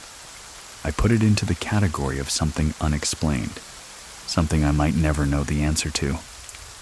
Don't leave just yet. We have 3 stories today. Have you listened to them yet? They're up and available now as separate episodes. You can share your own story with me over on scarystory.com for a chance to have it featured on an upcoming episode, and to listen ad-free. Try out Scary Plus over on scaryplus.com. Completely free for 14 days. You can also find the button somewhere on your app. Right now. Thank you very much for listening. Keep it scary, everyone. See you soon. Please listen to the story Ghosts of the Beach House, a Family's Encounter. Growing up, I had a lot of paranormal experiences. They were super subtle sensitivity to energies, noticing things in the home, hearing things when I was growing up in Fredericksburg, Virginia, if you're unfamiliar with the place. There was a lot of battles that happened. In Fredericksburg, Virginia, there's a lot of paranormal activity. They do a lot of Civil War, Revolutionary War reenactment. My grandfather was a home inspector. He would take me on a lot of his home inspections, and he would tell me scary stories about the property. We would hear footsteps, and one time he was in a foyer of an old colonial home. A pot flew across. A lot of the times his equipment was moved. One time I was with him, we came back inside the house. I looked down on the floor. The door was open. There was 2 muddy handprints, and 1 muddy footprint for about 6 or 7 steps, as if somebody was crawling, because they didn't have a leg anymore. All of this was fun, and games for me, until I had the experience I'm about to tell you about. It happened a couple of years ago, in a different location, Topsail Island, North Carolina. Topsail Island, it was a massive hub for pirates. People think that they can still see Blackbeard's ship on the horizon. People also think that it might be the last resting place of Blackbeard's treasures. Topsail Island has a significant amount of energy. I had none of this information. When my family booked a vacation in Topsail, they were renting the beach house. When my family booked this vacation, I did travel all the way from Pennsylvania. Down to Topsail, I was already pretty tired. The drive was a couple of hours. For 6, I think my boyfriend at the time. He picked me up, drove me all the way down. I slept a little bit in the car, but I was still really groggy. When I arrived at the beach house, it was not scary at all. It was a white house on stilts. The area surrounding was very swampy, but nothing that alerted me to anything. It was about 2-ish o'clock in the morning. I had just woken up. I was super groggy. I wasn't aware of what was going on. I'm locked on the door. My grandfather. He opened up the door. They both were whispering. They were tired. No one else was in the house. We said our greetings. It was cordial. "Come in, okay? Thank you, you. Let's go to bed." My grandparents requested that my boyfriend and I sleep in separate rooms. They pointed me to the back room where I would sleep. It was through the kitchen.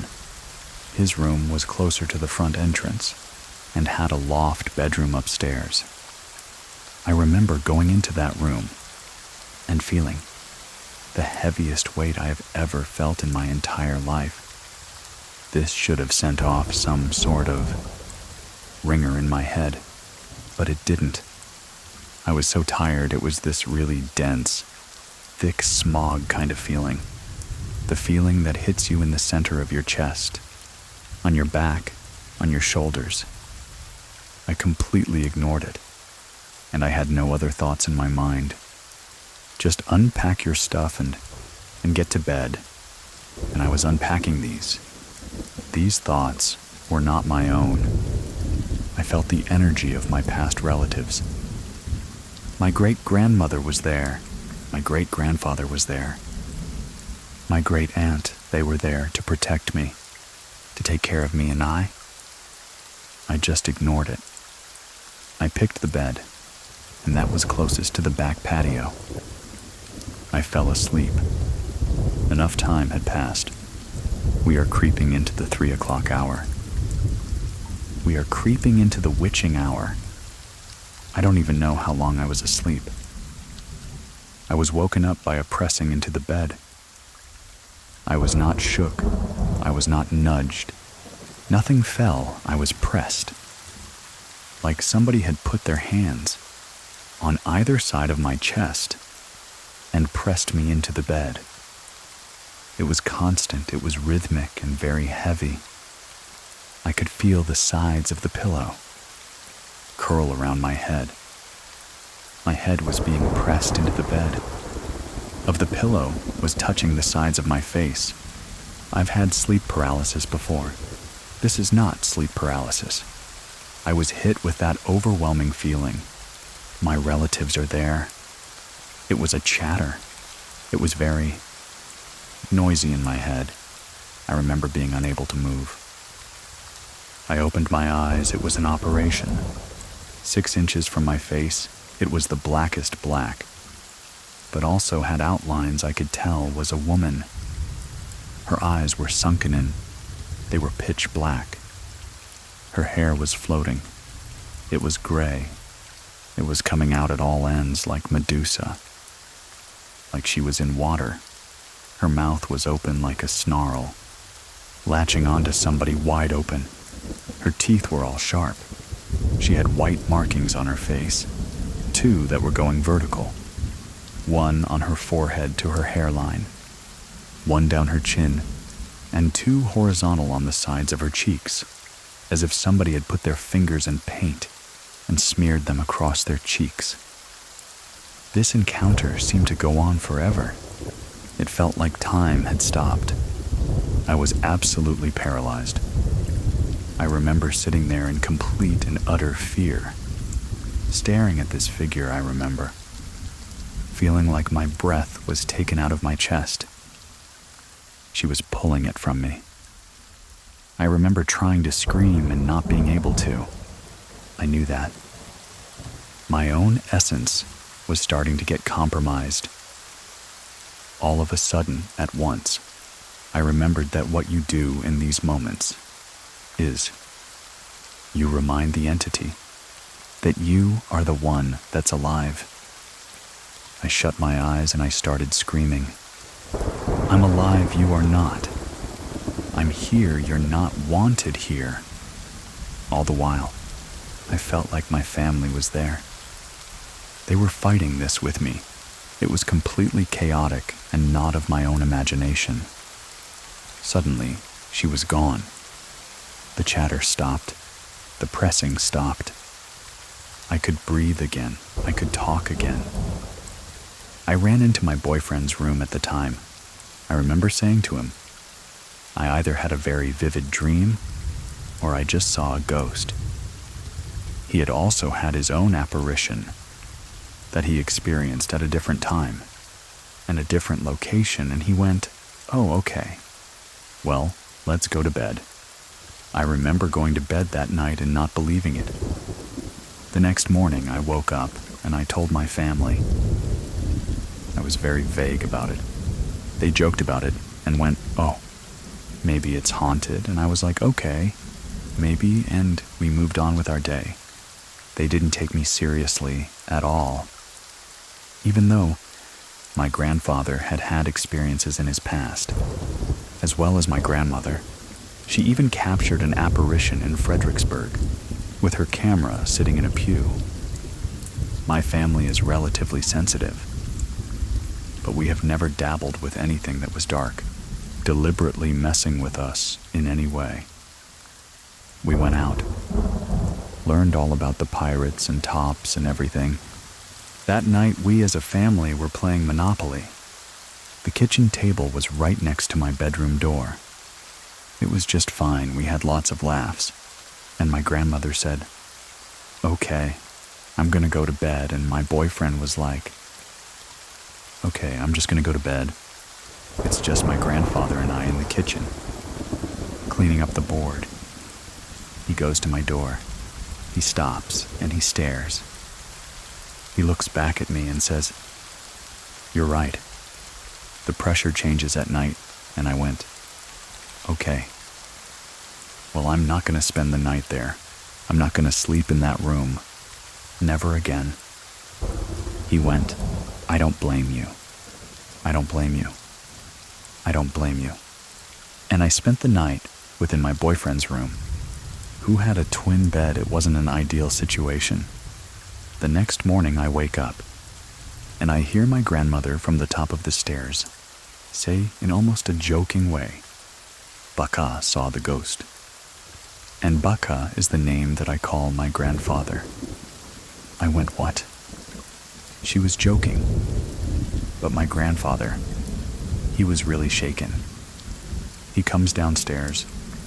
He says at about 3 a.m, he was woken up by being pressed into the bed.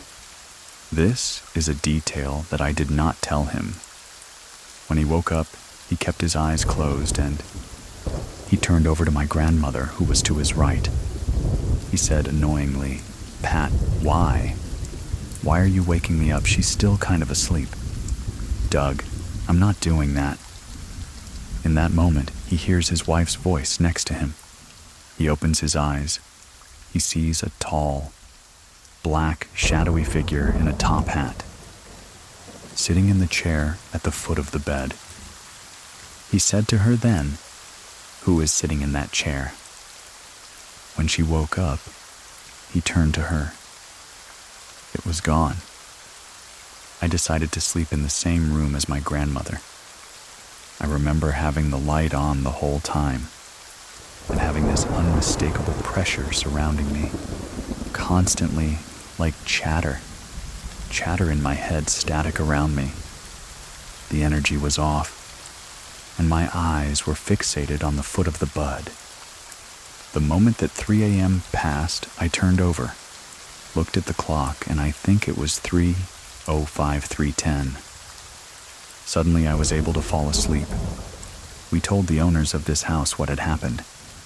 They said, "Oh, you've never had any ghost encounters before." So I put it to bed, whatever that was. That was very much real.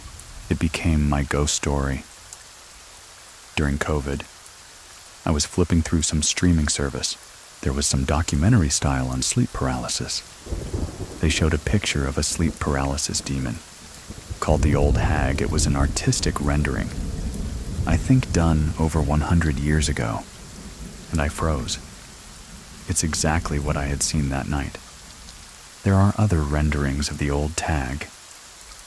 That didn't quite fit the bill, but this one did. The sunken black eyes, the open mouth, the vampiric teeth, the floating gray hair, and the pressing on the chest, and it sent shivers up and down my spine. I found out that there are predominantly 2 sleep paralysis demons that have been known throughout centuries, throughout millennia, and across the world.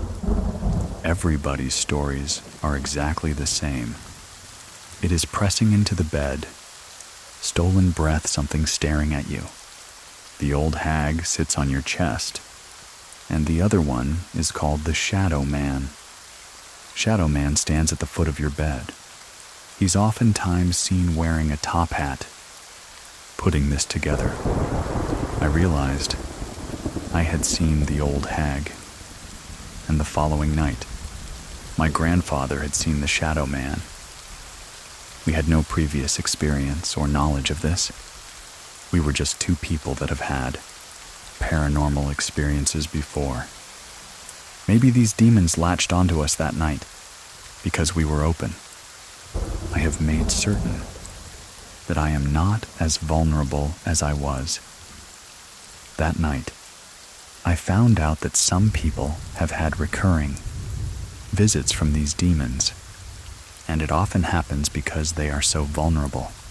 I don't know if it was just age, but I have been way more receptive to the paranormal. I can see things, apparitions, and Elisa's story continues right after this. Stay with us. My ex-partner I was living with a couple of years ago. He was a big skeptic when I told him this. He would shrug it off. One night, I was really trying to understand, what is this? Is this something that I have now? What is this? I was woken up by him screaming in bed, shrieking. I turn over, I see him. He pushed himself up on the bed, trying to get away from something. He was staring at the door. He told me I saw a tall, black, shadowy figure standing in the doorway with a hat on. I don't know if he experienced the Shadow Man at that one point, but ever since then, he's only had brief experiences with hearing his grandfather, his grandmother. One time he saw his grandfather in a car door, but he's really had nothing significant since then. There was an apparition attached to an old, vintage vanity of mine that I've had for years. It was an elderly woman. This person was in my house at the same time. We looked up and he went, "It's a woman. Older woman, tall." I went, "White hair, Victorian." He went, "Yes. She's good, though she's just lost." I have actually been able to help a friend who lost her husband, unfortunately, to suicide. This was completely unintentional. I was chatting with her at a pool party.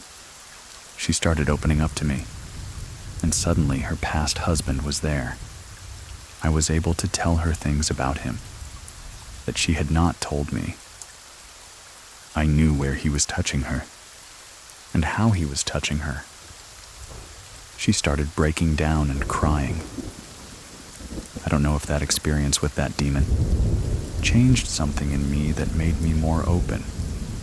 But you bet I sage my house every day. I don't ever sleep on my back anymore.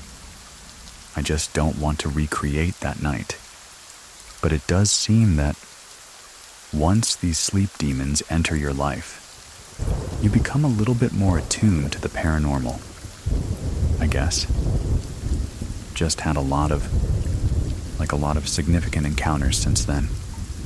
I used to live by an old iron mill, and I watched my dog get spooked by something, and at the same time I felt that pressure. The other night, I watched my other dog alert to the corner of a room where we have kind of an altar for my deceased dog that just passed. I watched him stare in that corner and alert to it, try to smell the air, and once again, I felt that pressure, but it was positive. When it passed over me, I felt a wind on my face. I just have a lot of these experiences nowadays, that it seems kind of normal. That veil has been thinned in a way. Still to this day, I haven't had any more encounters with her. I don't want to have any more encounters with her. Maybe I wasn't the right kind of energy she wanted to feed off of. People will chalk it up to, "Oh, you were sleeping," and if you do some research on it, people don't actually know what sleep paralysis is. They They don't understand why it happens. If someone has experienced sleep paralysis before, they know that it's completely different than being manipulated and seeing a demon. That was very different. I don't know if I can find that picture, but if you Google old hag demon, somebody put this depiction in a nurse's outfit. It's like blue-purple colored is the hue of the painting, just the way that her mouth is open and her hair is standing on end, and how she's touching whomever she's sitting on. It's very similar to what I experienced. I don't know the origin. We have all of our theories on what demons could be. My personal theory is that demons are spirits that are stuck, that have been stuck for so many years. They become poltergeist and become demons. That's just my personal theory, whoever the old hag and the shadow man are. They are ancient. They are millennia old. If you do some digging, you can find that there are encounters that people have had that are centuries old all across the globe. For me, that just validates it even further. Have you ever experienced sleep paralysis? Let me know in the comments or through Instagram. I'll leave my contact information in the description of this episode. I'm on there as Edwin Cove. That's EDWINCOV.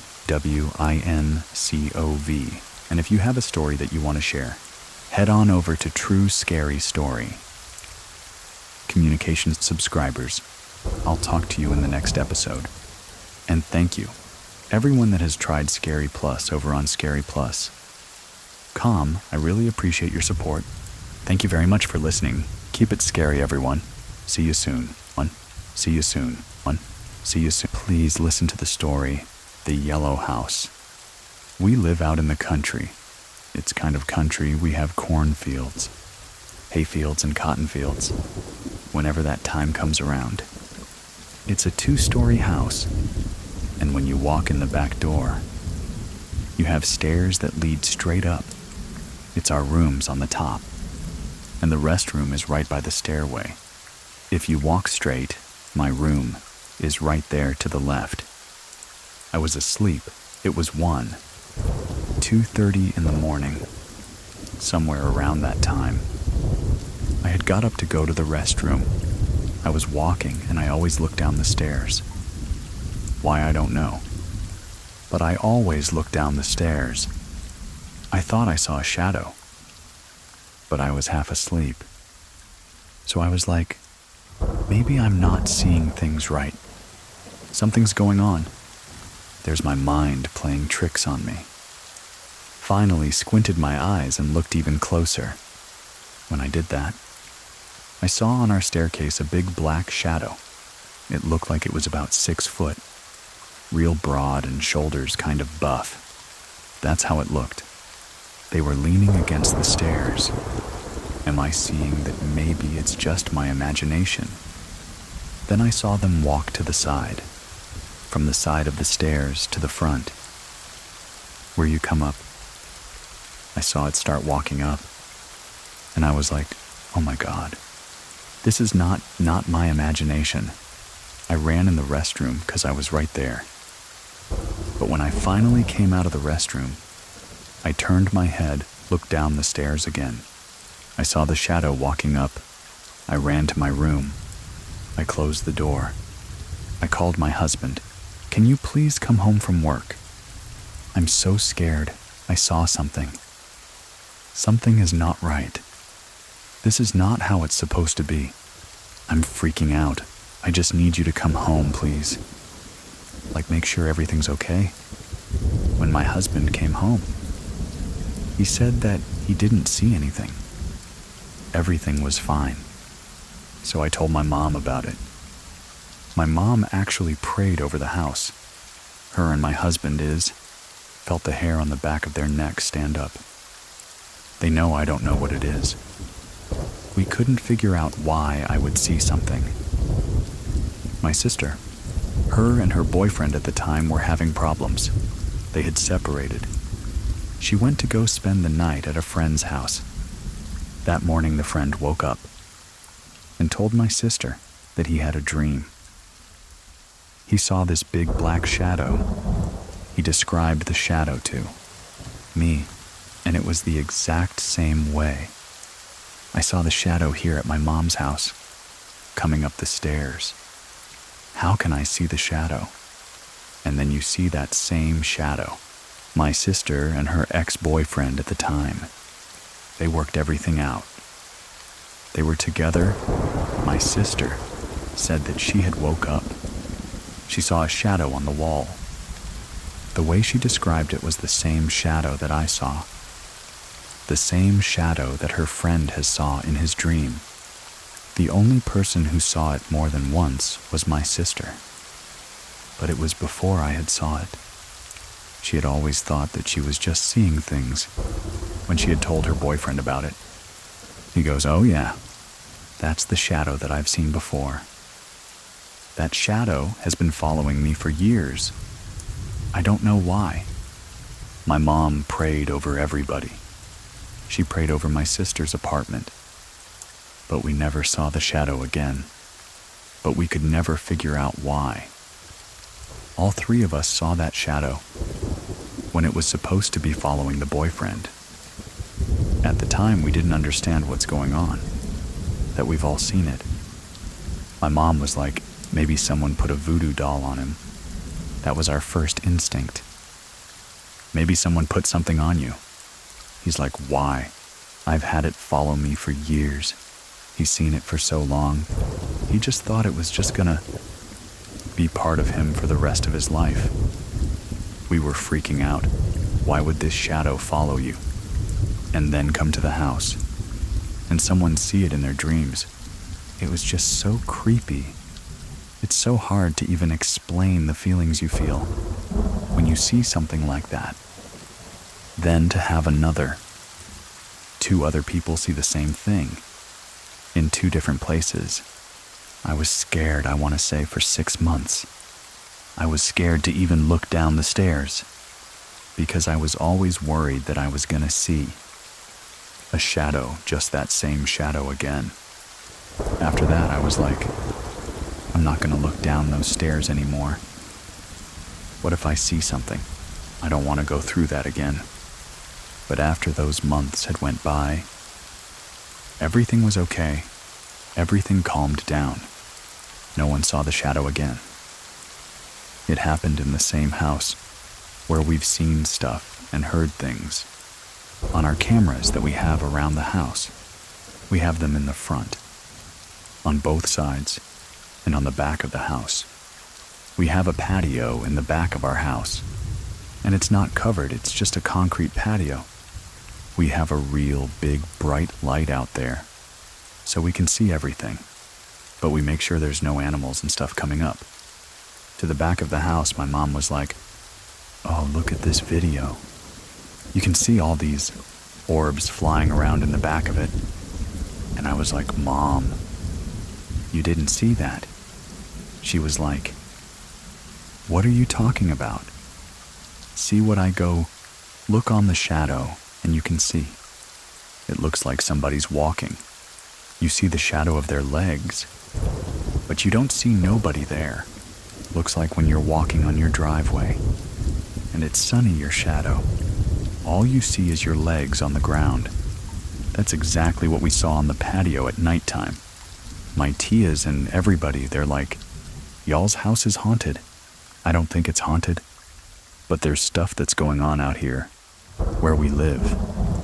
We catch a lot of weird things here. We're kind of like, it's whatever. We've seen it, you know.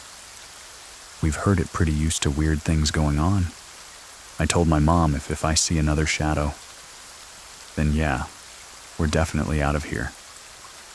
Other than that, we're all used to it. Seeing the orbs on the cameras and everything like that. No one scared my kids. They're not scared to be here. At a house that we lived at before, I was 4 or 5, it was 98. 99, we had lived in another 2-story house. This one was real old. The house was built in the 40s or 50s. It had a kitchen, a big dining room, a den, and then you had your living room. 2 bedrooms, and upstairs 3. Small bedrooms up there. It was this old yellow house, as we always called it, the yellow house. At first, everything was fine. Then there was one night. My mom had heard this woman screeching or yelling. She had woke up. My daddy was like, "Oh, it's just a bottle outside. The wind's probably blowing on it. Just go to bed, it'll be okay." My mom went back to sleep. Some time had went by, my daddy was at work. He worked nights, and it was me. My mom and my sister, we were all laying in bed. I was asleep, and my mom's heard the loud screeching noise again, and she turned to my sister and was like, "Did you hear that?" She goes, "Yeah, I heard it." She heard it again, but this time it was louder and even uglier than before. She grabbed me and ran out of the house, got her keys, and they went to my grandparents' house. They knocked on the door, and my grandma was like, "Mia, what's going on?" She goes, "We heard something, Mom. In the house, I'm not going back home." She goes, "Well, you must have been in a hurry. You don't have your shoes on, or you have your purse." She left as she just grabbed the keys. We're trying to get out of there. My mom had told my Thea about it. My Thea was like, "Well, sister, you need to stand your ground. You need to pray. You need to fight it. Have a spiritual battle against this spirit. Let him know that this is your house, and they're not welcome here. They need to leave you and your family alone." My mama said, "Okay." She was asleep. We were all laying down. My daddy wasn't there. He was at work again.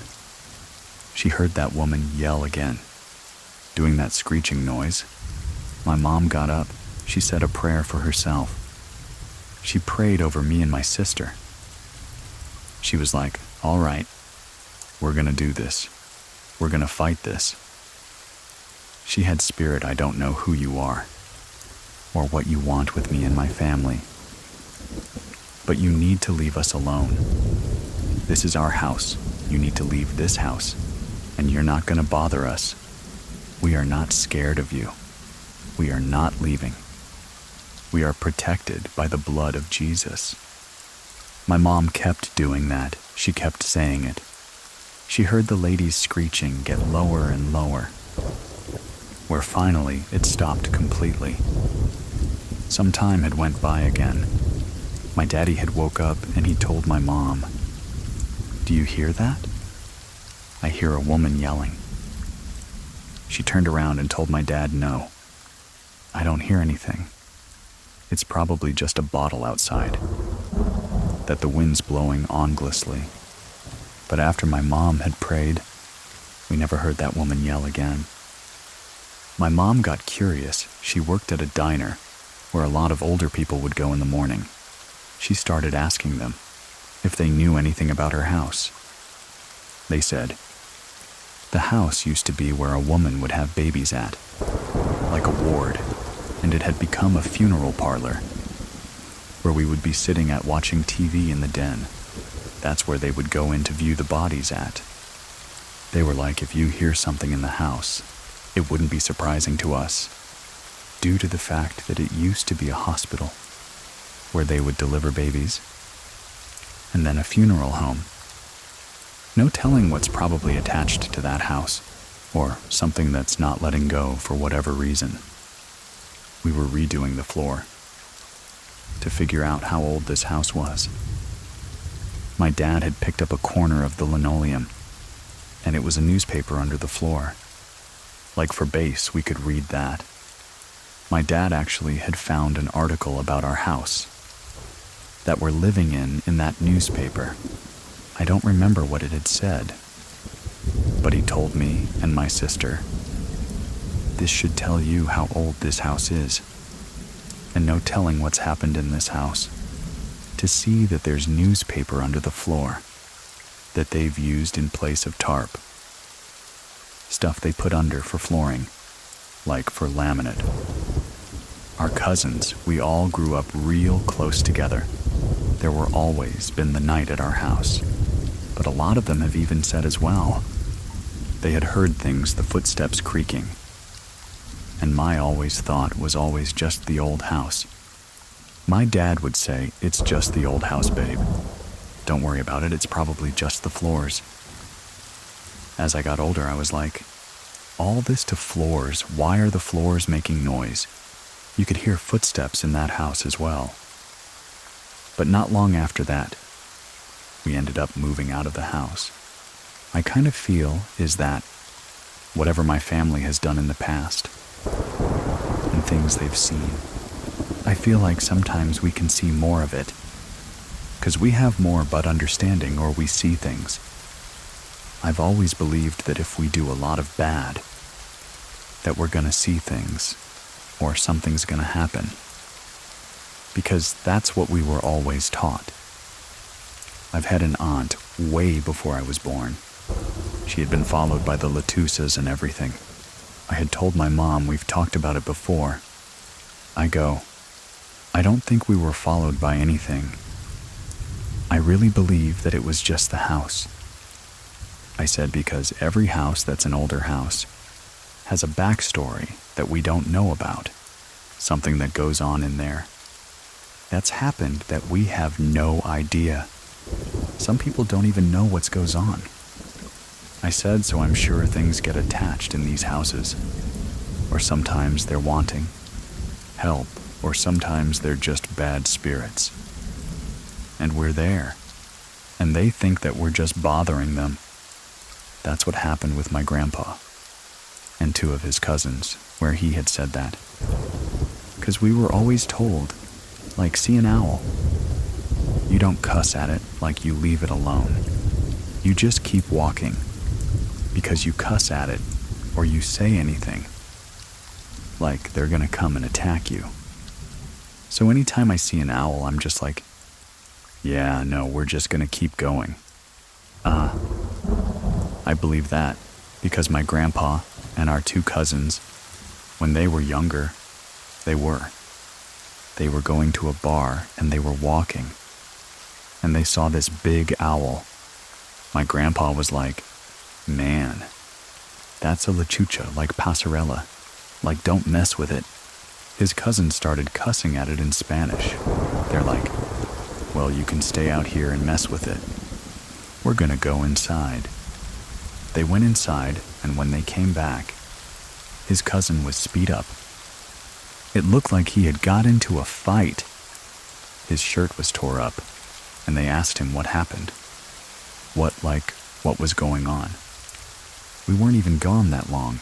He had said he had kept cussing at the Lacusa, and it came flying towards him, and picked him up from his shirt, and was dropping him. After that, I was like, oh yeah, they're definitely real. I see an owl, I'm never cussing at it. I'm just gonna keep walking, act like I don't see it. Everything will be okay. As I reviewed many of the stories we did this year, there was one recurring entity that kept popping up. Shadow figures. What are they? Let me know your thoughts. Thank you very much for listening. See you soon. See you soon. Please listen to the story. There's something in the closet. I grew up in a small town called Lake Los Angeles. It's 30 minutes away from Lancaster, an hour away from Los Angeles. This house was bought by my dad. He built it up. Whatever was in that house didn't come from the land. It came from something I didn't know. The first encounters, I would be outside playing or be alone. I would hear my mom call me. I would run to her. This happened countless times. My mom would be like, no, I didn't call you. What are you talking about? I do recall the feeling of being watched, being afraid to be alone. I was really scared of being alone. Even as a toddler, as a baby, I was scared of being alone in that house. I was in 3rd grade. I was sitting down next to my bed folding my clothes. My closet was wide open. I felt something in my head was like, "Oh, look at the closet." As I turned around, my hangers start moving, like somebody is looking for clothes. I stood frozen. When I could react, I ran out of my room and went to go tell my mom. My mom was like, "Oh no, you're probably just imagining things." It was probably just the AC. It was probably just the wind. But there was nothing on no fans. Nothing that could explain that. After that, I can't remember much. Just being really scared of being alone. I was really terrified of my closet. I would close my closet at night, wake up, and the part of the closet was open. It was a sliding door closet. It was open, like if somebody could peek through. I would gaslight myself, "Oh, maybe I didn't close it right." But now thinking back on it, I would close my closet right, because I was very scared. I was in 4th grade when I actually started seeing whatever was in the house. My dad had an office room.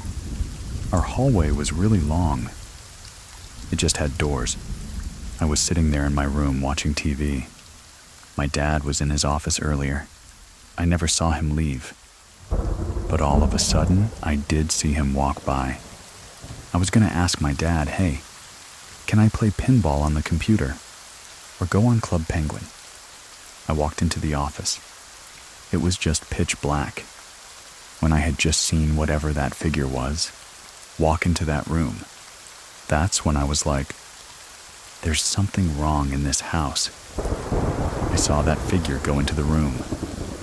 Since the hallway was dark, the room was dark. I didn't make note of it.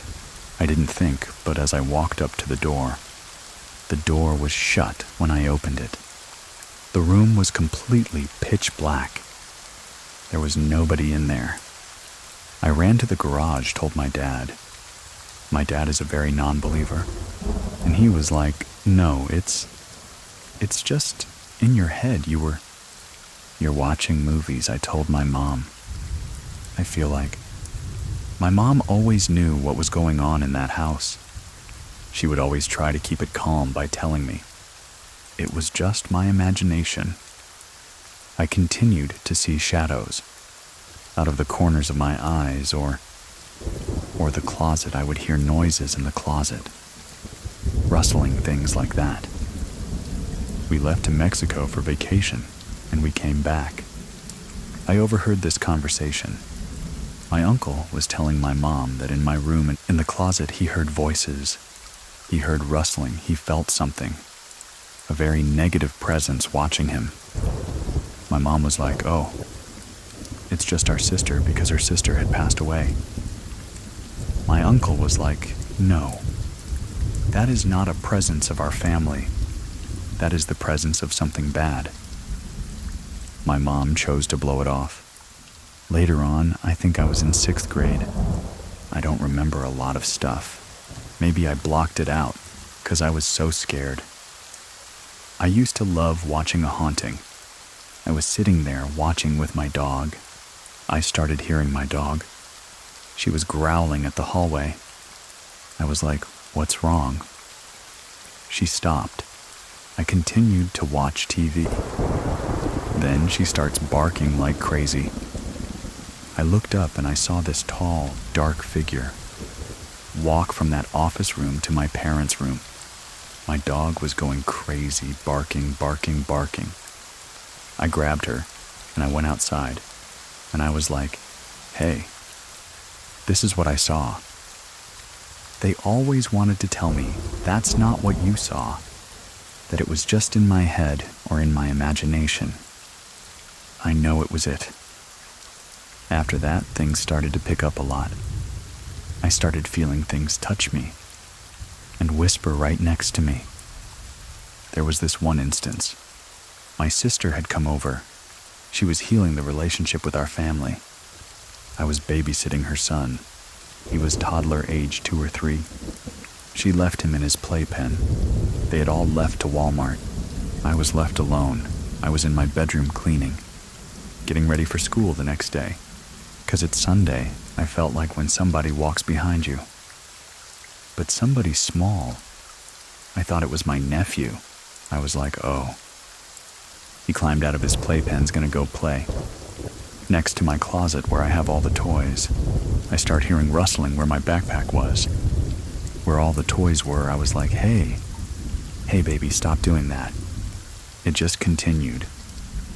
Out of the corner of my eye, I saw his figure, a small little figure there.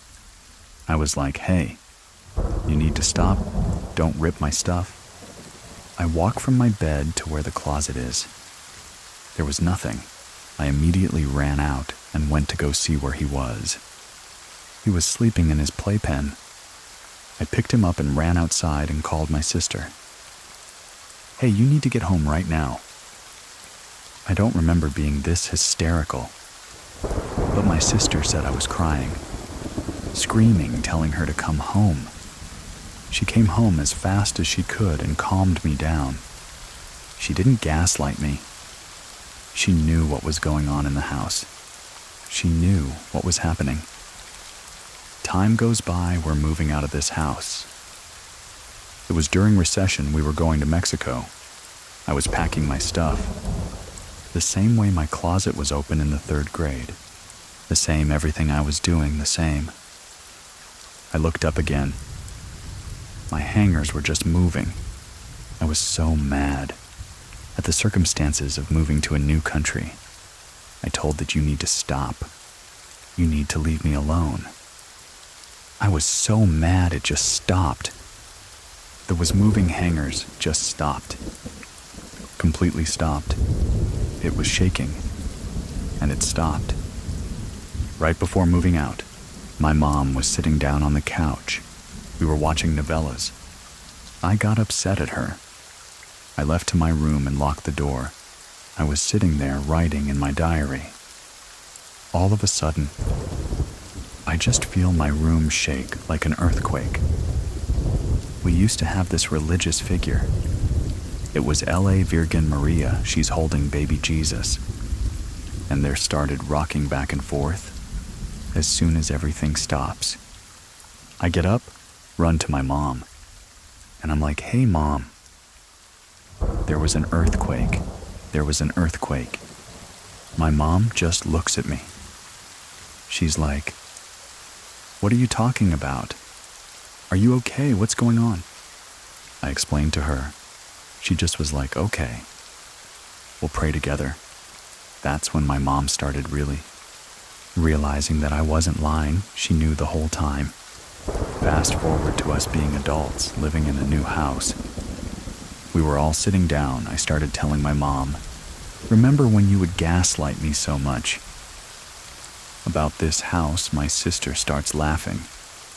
They start laughing. They're like, we all experienced stuff in that house. They just wanted to protect me. Have me not be afraid. My sisters. They decided to play summoning games. Mirror games, Ouija board in that room. The closet used to have mirror doors. After the seminary games, she dreamt about a demon, a presence trying to suck her into the mirror. She woke up with scratches on her cheeks. I think when my sisters played those summoning games, those mirror games, that Ouija board, they let something out. It wasn't good. I don't know if it was a demon, but it liked to mess with me. I liked to cause fear to make itself known. It was really scary. My mom, she tells me that in that room, she was never able to sleep. She felt like something was there. A negative, nasty presence watching her. My sister, when she would come over, she wouldn't sleep in there either. Everybody who stayed at that house, that was family. Not family. They always said the same thing. They heard ruffling in the closet or a voice, a really strong, negative energy watching upon them while they sleep. Whatever it was, it's still in that house right now. That house, it's alone. Nobody lives in there. There's abandoned cars there. Somebody owns it, but I don't think anybody stays or resides there anymore. I've never been back to that house. I did go back to my friend's house. He lives next door. We were waiting. I forgot before my friend was like, "Let's play Ouija board, come on. It'll be fun." I said, "Okay." "That's fine." We started to play. It's going smoothly. We look up protection. We do it in a safe way, but all of a sudden, the mood changes when my friend asks it the question, "Hey, do you know us?" It says yes. We ask it, "How long have you known us?" It doesn't reply. We asked, "Have you known us since we were kids?" Yes. I've started to feel exactly how I felt in that house. That same presence that I always felt. I don't know what it was, just a negative, dark presence. I told my friend, "We need to stop. We need to stop playing this. Whatever was in that house is channeling through your house. We need to stop." When we stopped, we closed everything, said goodbye, but I still felt very uneasy, like I was being watched, the same way I hadn't felt in a long time. My friend was like, "Oh, you're fine, you're fine." I went home that day. I still felt the same way. Lights would flicker. I don't know if it was a coincidence. I started waking up at odd times. 3 in the morning, 2:30 in the morning. I started feeling scared. My friend was like, "You should go to somebody who does a cleansing." We did a cleansing. She said whatever was in that house before was trying to attach itself to me again. The curandera brujera. I don't know what to refer to her as. Told me that. Not to play with those things because in my family, somebody had done brujeria to my dad. Whatever was out to hurt my dad was out to hurt us. I didn't know this, my mom. She did confirm that. My grandma and my aunt would do brujeria. They would do things like that. That's what the lady ended up advising me. That's why I feel like I believe a lot in that now. So later on, my mom met the lady that rented the home. She asked my mom, was there anything? Did anybody pass away in this house? My daughters are experiencing things that we can't explain. My mom said, I would just pray and be strong with your faith. In your religion, they can't hurt you. My mom didn't tell her what happened. It is not to scare her. She had just rented out the house. She was a single mom. She was happy. I still experience paranormal things. We moved into a different house. And this one wasn't as scary. It was comforting. We moved into a house and my dad works with word a lot. He was making my mom's friends a box for her ashes. Her ashes were in our house. I remember this night. They had took my door away because I was being a bad kid. I was falling asleep. My dog was barking at the hallway. I pushed him so he would stop. I woke up, he's still doing it. I decided to cover him with the blanket. As I'm falling asleep, I felt something. Like when your mom used to wake you up to go to school. If she would touch your face to wake you up. That's what it felt like somebody was doing to me. I brushed it off. I thought it was my dog. Then I felt it again. I opened my eyes. There was nothing in the room. My dog was just sitting there frozen. I think he was scared. He was silent. I was like looking everywhere. There was nothing in the room. We say it's that person, my mom's friend, because I used to call her Grandma. I feel like in a way I was her coming to say bye. She never got to say bye to me. But that's a different experience. Not as scary as the ones in that house, where I felt things touching me or watching me. It's really scary to think there's things out there that like to cause fear, that want to hurt you, especially when you're a child. Anyway, thank you very much for listening. Keep it scary, everyone. See you soon. See you soon. Please listen to the story, The Girl with Black Hair. My story begins after my parents' divorce. They wanted to co-parent and live in the same house. They decided to move to a new city in Valencia, Venezuela, around 2006. 2007, we finally settled in this house. That was really close to my new school.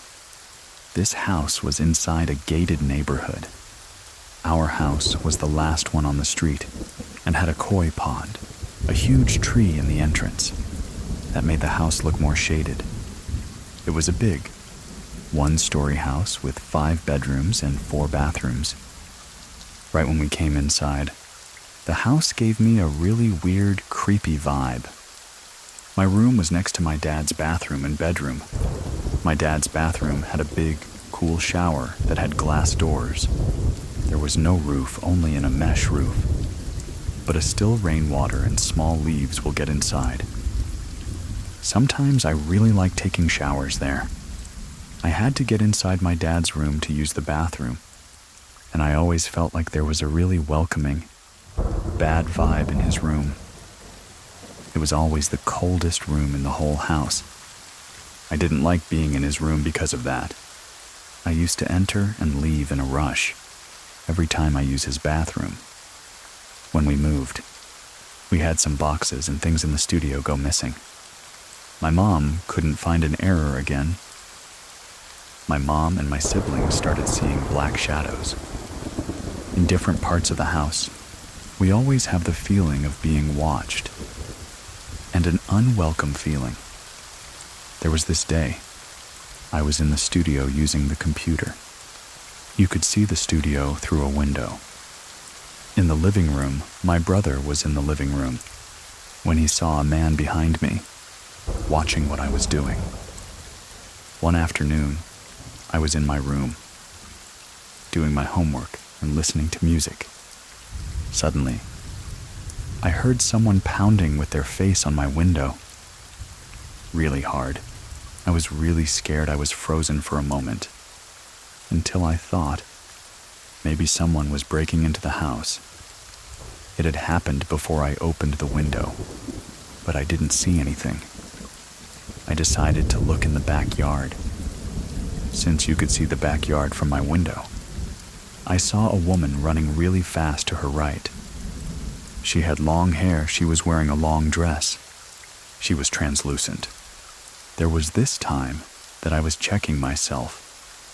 In the mirror, instead of seeing my reflection, I saw someone else. It quickly disappeared. I stay in the house while my mom went out for groceries. I was doing my homework, and suddenly I felt someone watching me. The air felt heavy. I got really scared.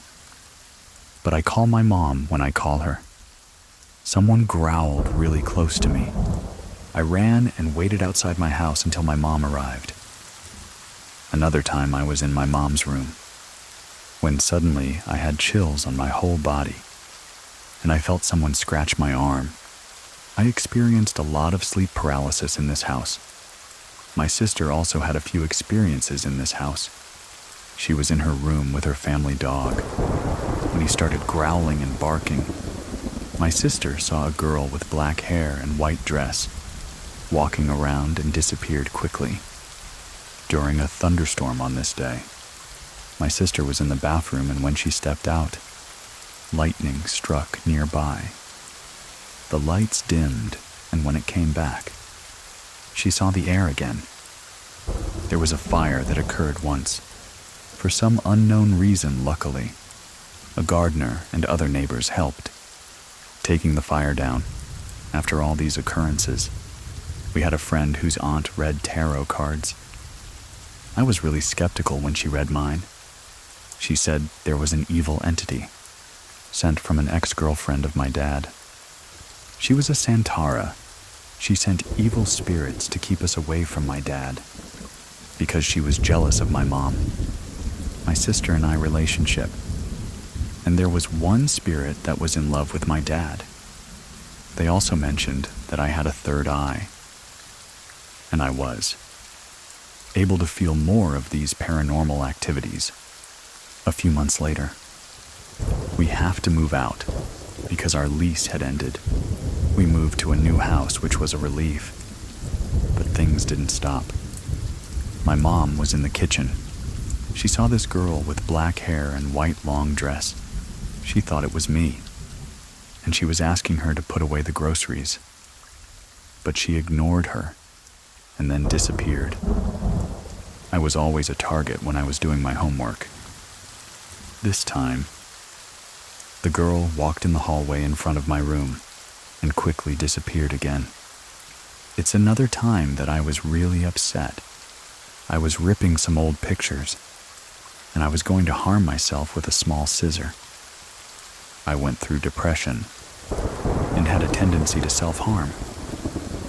During these years, I had it on my table, the seizure, but suddenly it moved away and it fell on the ground. It was really strange, because I thought, did I move it by accident? But it was not in the edge of the table. I didn't feel anything strange, but I don't know, maybe somebody was trying to protect me. Or maybe something was just there, tried to do something and just fell. After these things stopped happening, my dad, he just didn't believe us. And he thinks that we were just crazy. My mom, she really thinks something. What's going on in the house? And she had her experiences. Not as much as me and my sister. We're like the ones that had more things. My family, they all believe that something was going on in that house. I talked to a friend. He was a neighbor in that first house. He says there was something going on in the house, but they didn't know what happened. The owners of the house, they sell it to for a cooking class. That didn't work after they did a clandestine casino. Now it's a restaurant. Up next, if you want to listen to even more ghost stories, check out our other show hosted by Michelle. The cover looks like a newspaper clipping. Real callers and very creepy. Thank you very much for listening. See you soon. Please listen to the story Daughter's Dreams. My name is Edmund, and here is Brandon's true scary story. All this started happening a month ago. I live in Ambridge, Pennsylvania, which is about 30 minutes north of Pittsburgh, Pennsylvania. It's a really industrial kind of city. Everything's old and dated looking. It's mostly coal steel mines and construction places. I moved there last year, went through a divorce, found this apartment that is a really old building. It's really small, and right off of one of the main streets in Ambridge. I took it out of desperation. It was either that or move to Georgia with my family. I wanted to stay in Pennsylvania, my daughter's here, by moving to this apartment. Nothing much really happens for the first year. A month ago, I go to pick my daughter up from daycare. We're about halfway home at this point. My daughter starts telling me about this dream she has, where she's at her mom's house. These bad guys are opening up doors to her bedroom, and the door that leads to her mom's room. These bad guys approach her, cut her face and her mom's face. I knew to take this kind of seriously. This dream that she was having. I knew it was more than just a nightmare. I've always been a spiritually sensitive person. My family is sensitive to it. I asked her, what do these bad guys look like? One is a ghost, and another one is a monster. That really disturbed me, just hearing that. My 3.5-year-old daughter is having these visions that she's seeing this happen. I didn't really have a response at the moment. I was awestruck. I changed the subject, but she just talked about it so nonchalantly. It just rolled off her tongue. I knew that this was something that a child her age can't make up on their own. I brought it up to her mom. Her mom kind of seemed to dismiss it. She's more of a skeptic. She thinks that it could just be her imagination, or she's having bad dreams. When I told my mom told me that I should do a cleanse of the apartment. She agreed with me. She agreed that there was no way for her to make that up. She thinks it could have been some kind of malevolent, demonic entity trying to attach itself to her. Those malevolent entities like to attach themselves to people who are in really vulnerable moments, times of despair or trauma, especially to children, because children are naturally more perceptive to the paranormal. Child of divorce seems like a good target for malevolent spirits. So I get her home that night, and it was almost instantaneous. The air in my apartment felt heavy. I live on the 3rd floor, the very top floor of this little apartment building. I didn't feel any tension or negativity until we got into my apartment. It was heavy. It was tense. It felt like any positivity was just being drained. From it, I could feel myself and my daughter. We both seemed to be getting angrier a lot quicker, easily frustrated and agitated. I kept having this looming anxiety the whole time. It kept lingering like that saying, when you're waiting for the other shoe to drop. That's what it felt like. I was in that anxious anticipation. I knew something was there, that something could happen. A few days go by of that feeling. Nothing really happens until one night. I put my daughter in bed. I do my nightly routine. I stay up for a little play, some video games, take a shower, all that stuff to wind down for bed. I get in bed and start drifting off to sleep. Start going into the onset of sleep paralysis, which I never experienced before. I do have sleep apnea. I have a feel for what sleep issues are like. I used to wake up a lot at night, but as soon as I got myself in bed, I was laying on my back while the CPAP started going. I start closing my eyes to drift asleep, and all of a sudden, my limbs start feeling really stiff and heavy, almost to the point of numbness. I wasn't in control of my body for a bit. I thought of paranormal stuff in the association with sleep paralysis. Maybe if I can muster some kind of strength to move my body, I can break the sleep paralysis before it gets too bad. If I start trying to move one of my arms, I'm able to grab the closest thing to me, my phone that grounds me, and do my best to stay calm and not to panic. I'm able to sleep fine after. A few nights pass, and no other sleep paralysis incidents like that happen. But that tense feeling, that anticipation was still all there. I was so anxious. If my daughter woke up in the night crying, I would wake up, but I would just be frozen in fear. Part of me and my gut had this thought, if I go in there, what's going to be in there with her? I'm able to get up, I go in and I check on her. I see nothing. I'm able to calm her, tell her everything's okay, and go back to sleep. I'm still left in that state of fear of whatever's in there in that apartment with us. A week after the first sleep paralysis incident, I put her to bed, did my own thing for a couple hours, went to bed. I wake up and I have no idea what time of night it is. I didn't check my phone. I just naturally woke up from a dream. I look over from the foot of my bed, and on the wall to my right of that door frame is a shadow figure. My room's pitch black. It was blacker than that black. Absence of light completely. It had no discernible facial features. I couldn't see eyes, limbs, or anything. It just looked like a silhouette of someone's shadow being projected. I could tell it was looking at me. I just had that feeling. It was about the height of a child, probably 3.5, no taller than 4 feet tall, just staring there at me. My daughter's bedroom door is closed. I just knew what it was. I knew it was something malevolent. I knew it was something that wanted to feed off of whatever negativity there was, instead of speaking or trying to turn on the light and cast it out. I chose to ignore it and not show any kind of fear.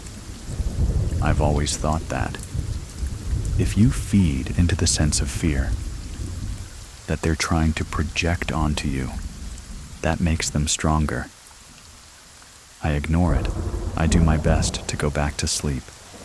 When I wake up at my normal time, Shas a.m., to start getting my daughter ready for daycare and myself ready for work, it's gone. There's no trace of it whatsoever. Never would have even known it was there if I hadn't seen it myself. No other real encounters happened for a little while. Up next, as he comes across a medium, he gets a stern warning: stay with us. I was working on the process of moving in with my girlfriend the next weekend that I didn't have my daughter, and she was at her mom's. My girlfriend and I go to a flea market together. I like to look at antiques, old video games, and try to restore them. There happens to be a medium there. My girlfriend and I get to talking to her, making small talk, and learning more about her profession. I go back after that talk to the medium alone, tell her about my daughter's dreams and the kind of happenings that are going on. She gets this concerned look on her face, says you need to cleanse like now. She confirmed there is no way that a child her age has the kind of imagination to come up with what she's seen. In that level of detail, it was something strictly evil that was trying to attach itself to her, and it wanted to follow her from house to house. She suggested that both myself, and her mother should cleanse our respective houses. I buy sage and a smudging feather off of her. She gives me a bottle, a little cork bottle of holy oil for free, tells me to anoint my doorframe to my apartment with the shape of a cross, using the oil, and to recite the Lord's Prayer while I'm doing it. And I'll do the same thing with my daughter's forehead. The next time that I saw her, I told my mom that I had spoken with a medium. She said the medium was right, that after I do the cleanse, to close all the windows again, and put salt at the doorway and on the windowsills, to act as a seal, to keep the bad spirits from coming back in again. The next day, my girlfriend and I, after her kid goes down for his nap, we go to my apartment and get ready to do the cleanse. First, we saged ourselves once we got in, to keep any negativity from attaching onto us, to keep the spirits at bay. We put the sage in the dish and take the smudging feather, and I start walking around the apartment in a clockwise direction, just like the medium suggested that I do. I keep saying this prayer to cast out all negative spirits and energy, to bring love and peace back into the house by making the circle around the apartment. I get done with my daughter's room as soon as I go into the living room and start doing the cleanse. The front door that we left wide open, slammed itself shut out of nowhere, loud slammed with some force. I asked my girlfriend if she shut the door while I was cleansing. She tells me no, but I just saw it close itself. We finished the cleanse. We do the anointing with the holy oil, say the Lord's Prayer. We even anointed my daughter's door frames to her room, just to be safe, and left after that. I didn't go back to that apartment until the next day. when I had to pick my daughter back up from daycare. I put the oil on her forehead, say a prayer. She asks me what I'm doing. I tell her, this is to keep all negative things away from you, to keep you safe and happy. She goes, oh, okay, that's good, goes off on her own thing. Ever since then, there's never been an encounter. I haven't heard my daughter talk about nightmares or anything. The overall tension in the air, that whole feeling of negativity has gone away. It seemed like it worked, and I found out a couple things after the cleanse was done. Before the cleanse happened, whenever my daughter would wake up, in the middle of the night, her covers would be pulled off her or on the floor, or her stuffed animals that she slept with would also be on the floor. She has a toddler bed that has a guardrail by her side, that she sleeps if those were to fall. She would have to throw them, which maybe she did in her sleep too. But it is interesting to see that. That stopped happening after the cleanse. I do think that whatever was in there may have been doing that to mess with her in some way or to get to her, try to get attention. I did research on my apartment over in Ambrose. When I looked up the house history, I couldn't find anything on anyone who died there. I did find out it was built in 1914, but it's almost 110 years old and is seated right next to a funeral home. There's actually 2 parking lots. There's one parking lot at the building, for the funeral home specifically, and another parking lot for tenants. The combination of an old building in a really old, almost run-down city. That happens to be next door to a funeral home. Just gives it a more creepy vibe, and makes it seem like it could be more of a hotspot for paranormal things. I think it was something malevolent. I don't think it was a ghost at all. I don't think I've ever heard of or read anything about a ghost appearing, that solid black of a mass. I have heard that usually demonic entities will appear as shadows. That dark, and I have seen ghosts before too. In the past, I've been able to make that mental comparison. When I saw it, it was something evil or demonic, trying to attach itself to my daughter, who had been going through the trauma that she had been going through in the past year. When I talked to my mom about it, she asked if her mom or I watch any scary movies while she's in bed. Or maybe she hears stuff I told her no. I would never watch anything like that when my daughter's around. My mom is a spiritual person. She's almost Wiccan, but she practices more the light side of it, healing.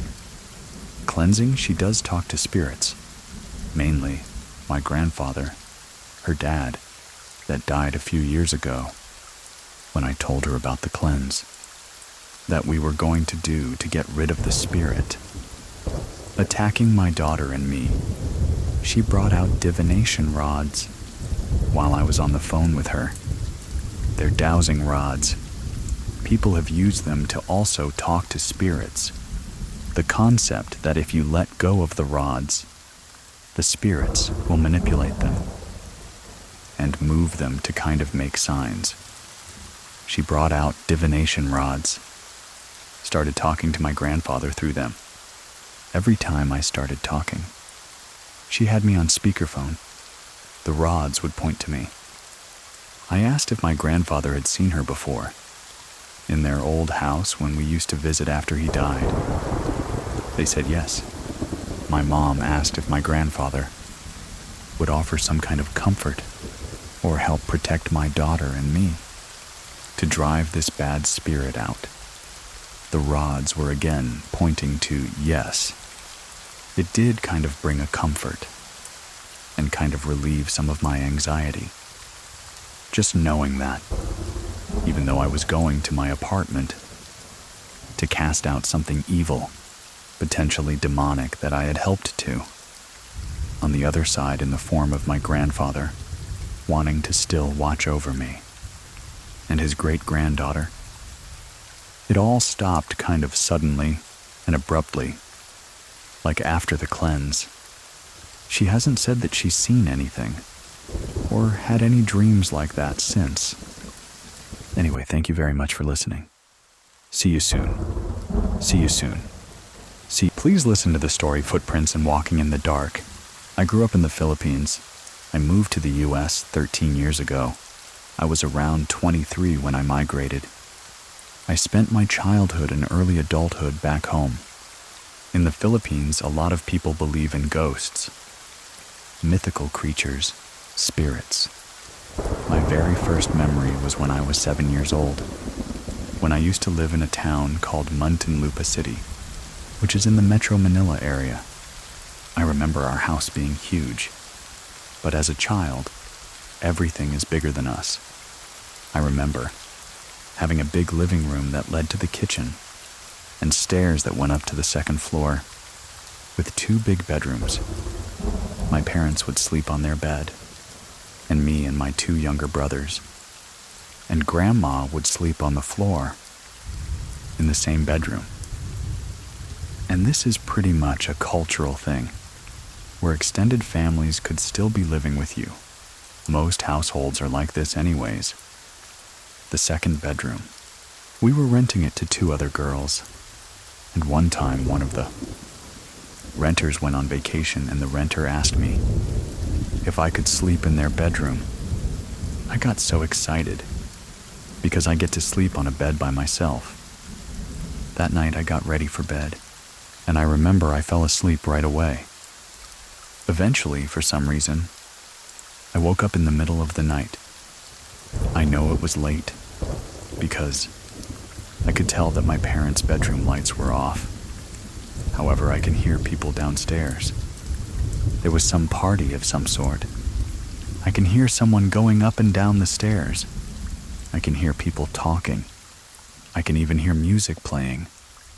I wanted to shout and call my mom, but every time I would open my mouth, there was nothing coming out. I can't even whisper. There was a coat hanger close to the door. A big hat and hoodies were hanging on the coat rack. I could see a set of eyes. They don't look like normal eyes, though, as they are just red, big, bright red eyes. I was so scared. I decided to cover myself with a blanket and prayed until I fell asleep. I told my mother what happened the next day, and she believed me. She said there was a thick that night. Ethic is a bird-like creatures of death that prowl the night in search for food. So that's one of Filipino mythical creatures that we believe in. Eventually, me and my family moved out of the house and moved to another city. My parents received a piece of land from their godparents and built a small house. Next to our house is my grandparents' house, and they just started building their own house there as well. I have so many stories from this house, from the moment we moved in, as they were building my grandparents' house, and up until everything was done. Me and my family were experiencing a lot of unexplainable things. The most unforgettable one was during time, when they were still building my grandparents' house. I was probably a teenager by this time, maybe around 13 or 14. I remember this was in the middle of the day. We just got done eating lunch. One of the construction workers started looking at our shoes and flip-flops right outside the door of our house. My mother was like, "What are you doing? What are you looking for?" The guy was not happy. He said that he just laid fresh cement on the stairs, and someone used the stairs and left footprints on the wet cement. My mom was not happy with that accusation, so me, my mom, and my other grandma, we went to go and check it out. when we got to my grandparents' house. We all saw little footprints on the wet cement, on the stairs. Whoever it was, whatever it was, left footprints on, at least 3 to 4 steps from the second floor, where the bedrooms are down. It looked like it was coming down from the second floor, and it just gave us goosebumps. Goosebumps will crawl from the back of my neck. I think the footprints, they look like they're about the size of a year, or 2-year-old infant actual baby. We all don't know how to react. I remember my other grandma and my mom, seeing their hair standing on their arms, and the construction worker was just laughing because, he saw the sizes of our shoes and our flip-flops. They're not. They're too big for that size of the footprints. Whatever is on the wet cement, it's just too big. Can't be ours. And plus, we know we would get in trouble. So we would not do anything like that.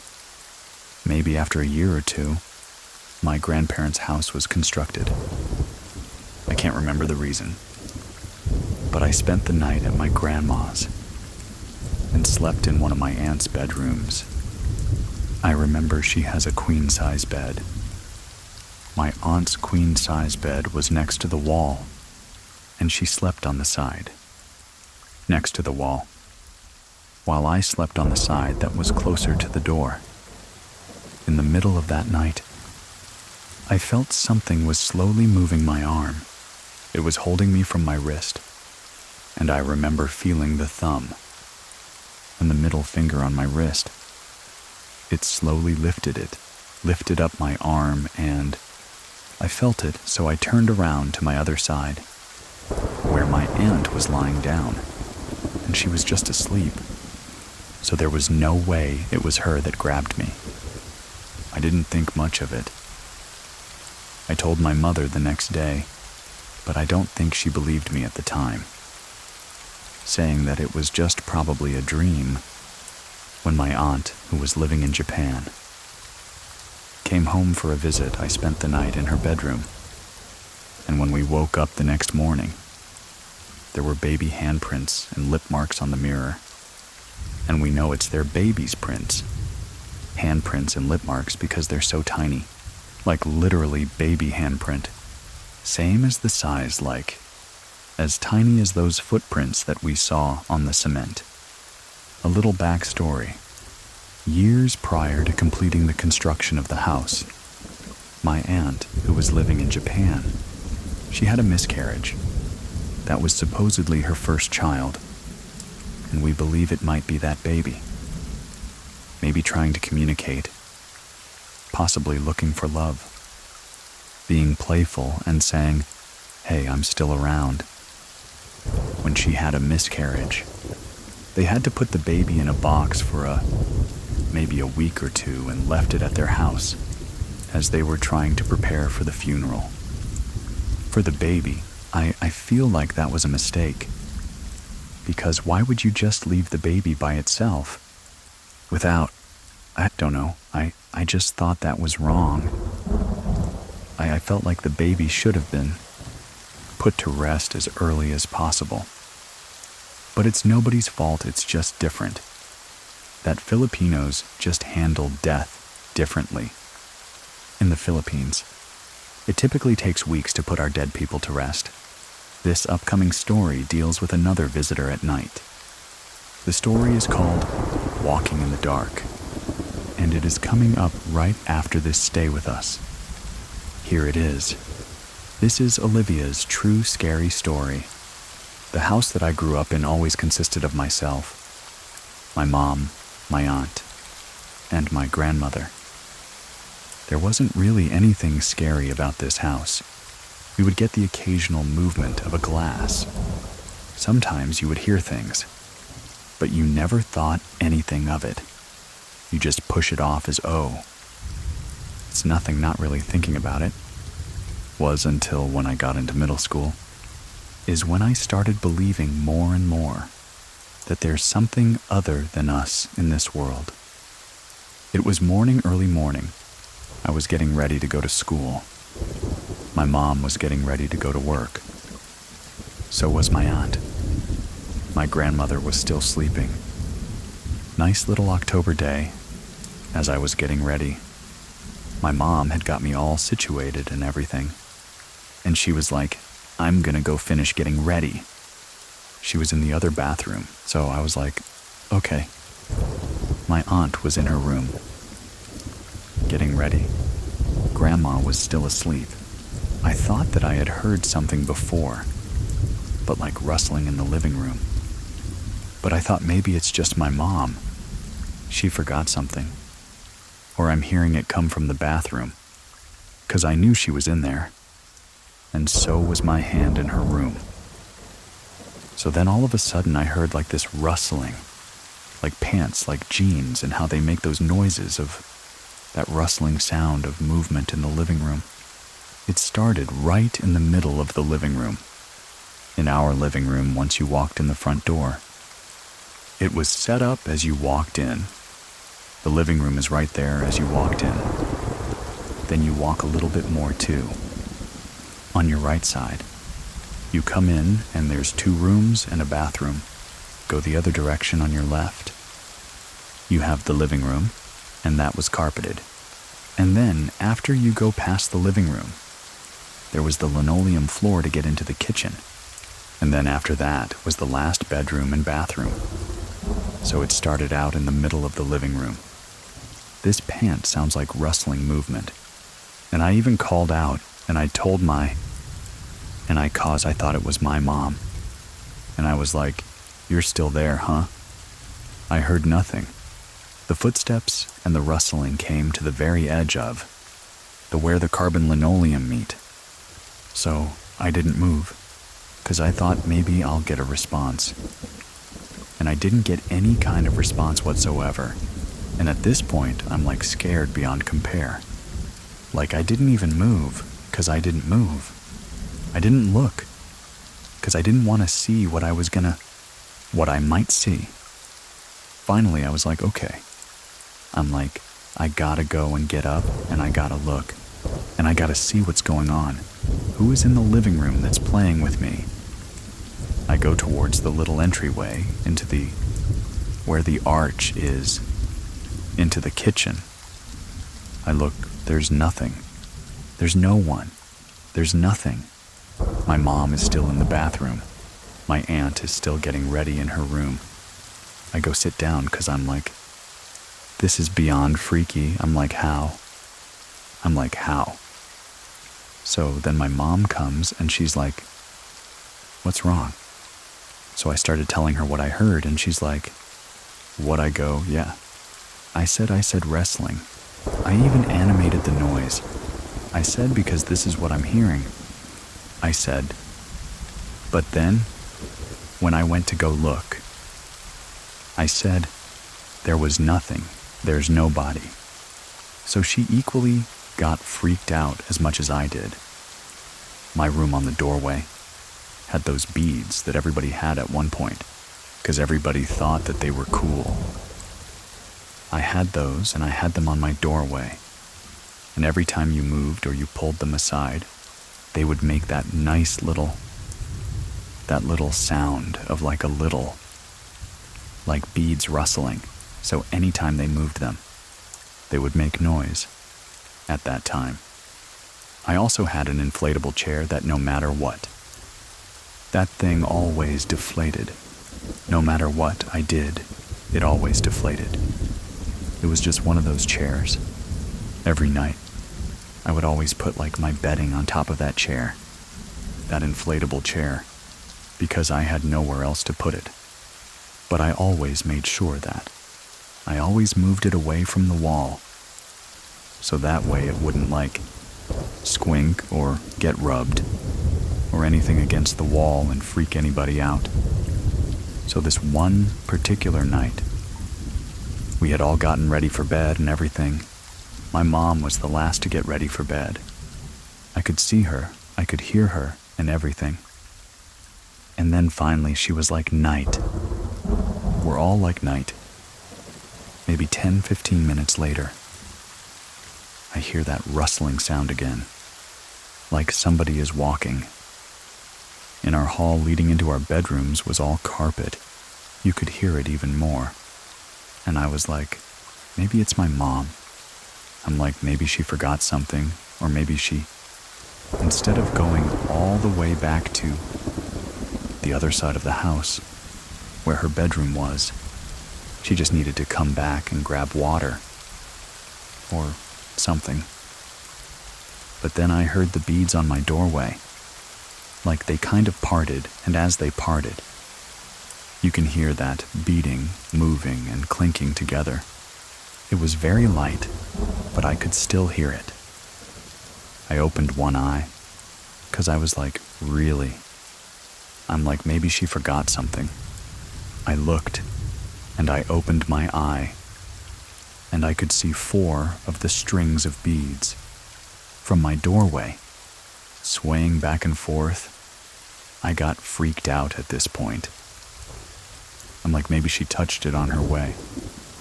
But mind you, that was like maybe 15 minutes before. I'm like, I'm not gonna think about it. It's late. I'm just gonna go to sleep. Again, I hear rustling, like actual somebody's walking. It starts from my doorway, moves past my TV to that inflammable chair that I have. I hear somebody, as if somebody sat down in this chair. As you sat down in this chair, sometimes if you were against the wall and you, even though you were away from the wall, the way that you sat down, you would still somehow back up. So you would hear that squeaking sound of the chair, rubbing up against the wall. I'm at this point so scared out of my mind. I don't look. I don't call out. I don't do anything. I cover my head, scared as all can be, and I just leave it. So I think I must have fallen asleep. Next morning, I wake up. It's the week. It's a Saturday morning. I wake up, and as soon as I wake up, I instantly remember what I heard the night before. I'm like, I gotta check out this chair. Sure enough, it is like somebody had sat in the chair because it was pushed up against the wall, which I had known that. I hadn't pushed it against the wall the night before, and like no way could my mom have come back, touched those beads, and then left without me hearing her or seeing her. I told my mom and my aunt the next morning. They were freaked out. I was freaked out, or like, yep. Nope, we're not. And we're like, maybe because my grandfather had passed away years ago when I was the age of 2. And they have a theory, I have this theory, that maybe it was my grandfather checking on me, making sure that I was okay. Wasn't until a couple years after that, after I graduated, after I got finished with middle school, and then graduated from high school. We ended up moving to a new house, newly built, so I knew that it didn't have anything. And all of a sudden, we were all sitting there one day around the table. In our dining room table, my mom, my aunt, me, my grandmother. The doorbell rings. We look, there's nobody. But it wasn't like the hard doorbell ring as I feel like sit really super hard. Makes that really loud doorbell he knows. One of us went to go look. There is nobody there. Again. I think that it was my grandfather checking on us again, just saying, hey, I'm here. Thank you very much for listening. See you soon. See you soon. See you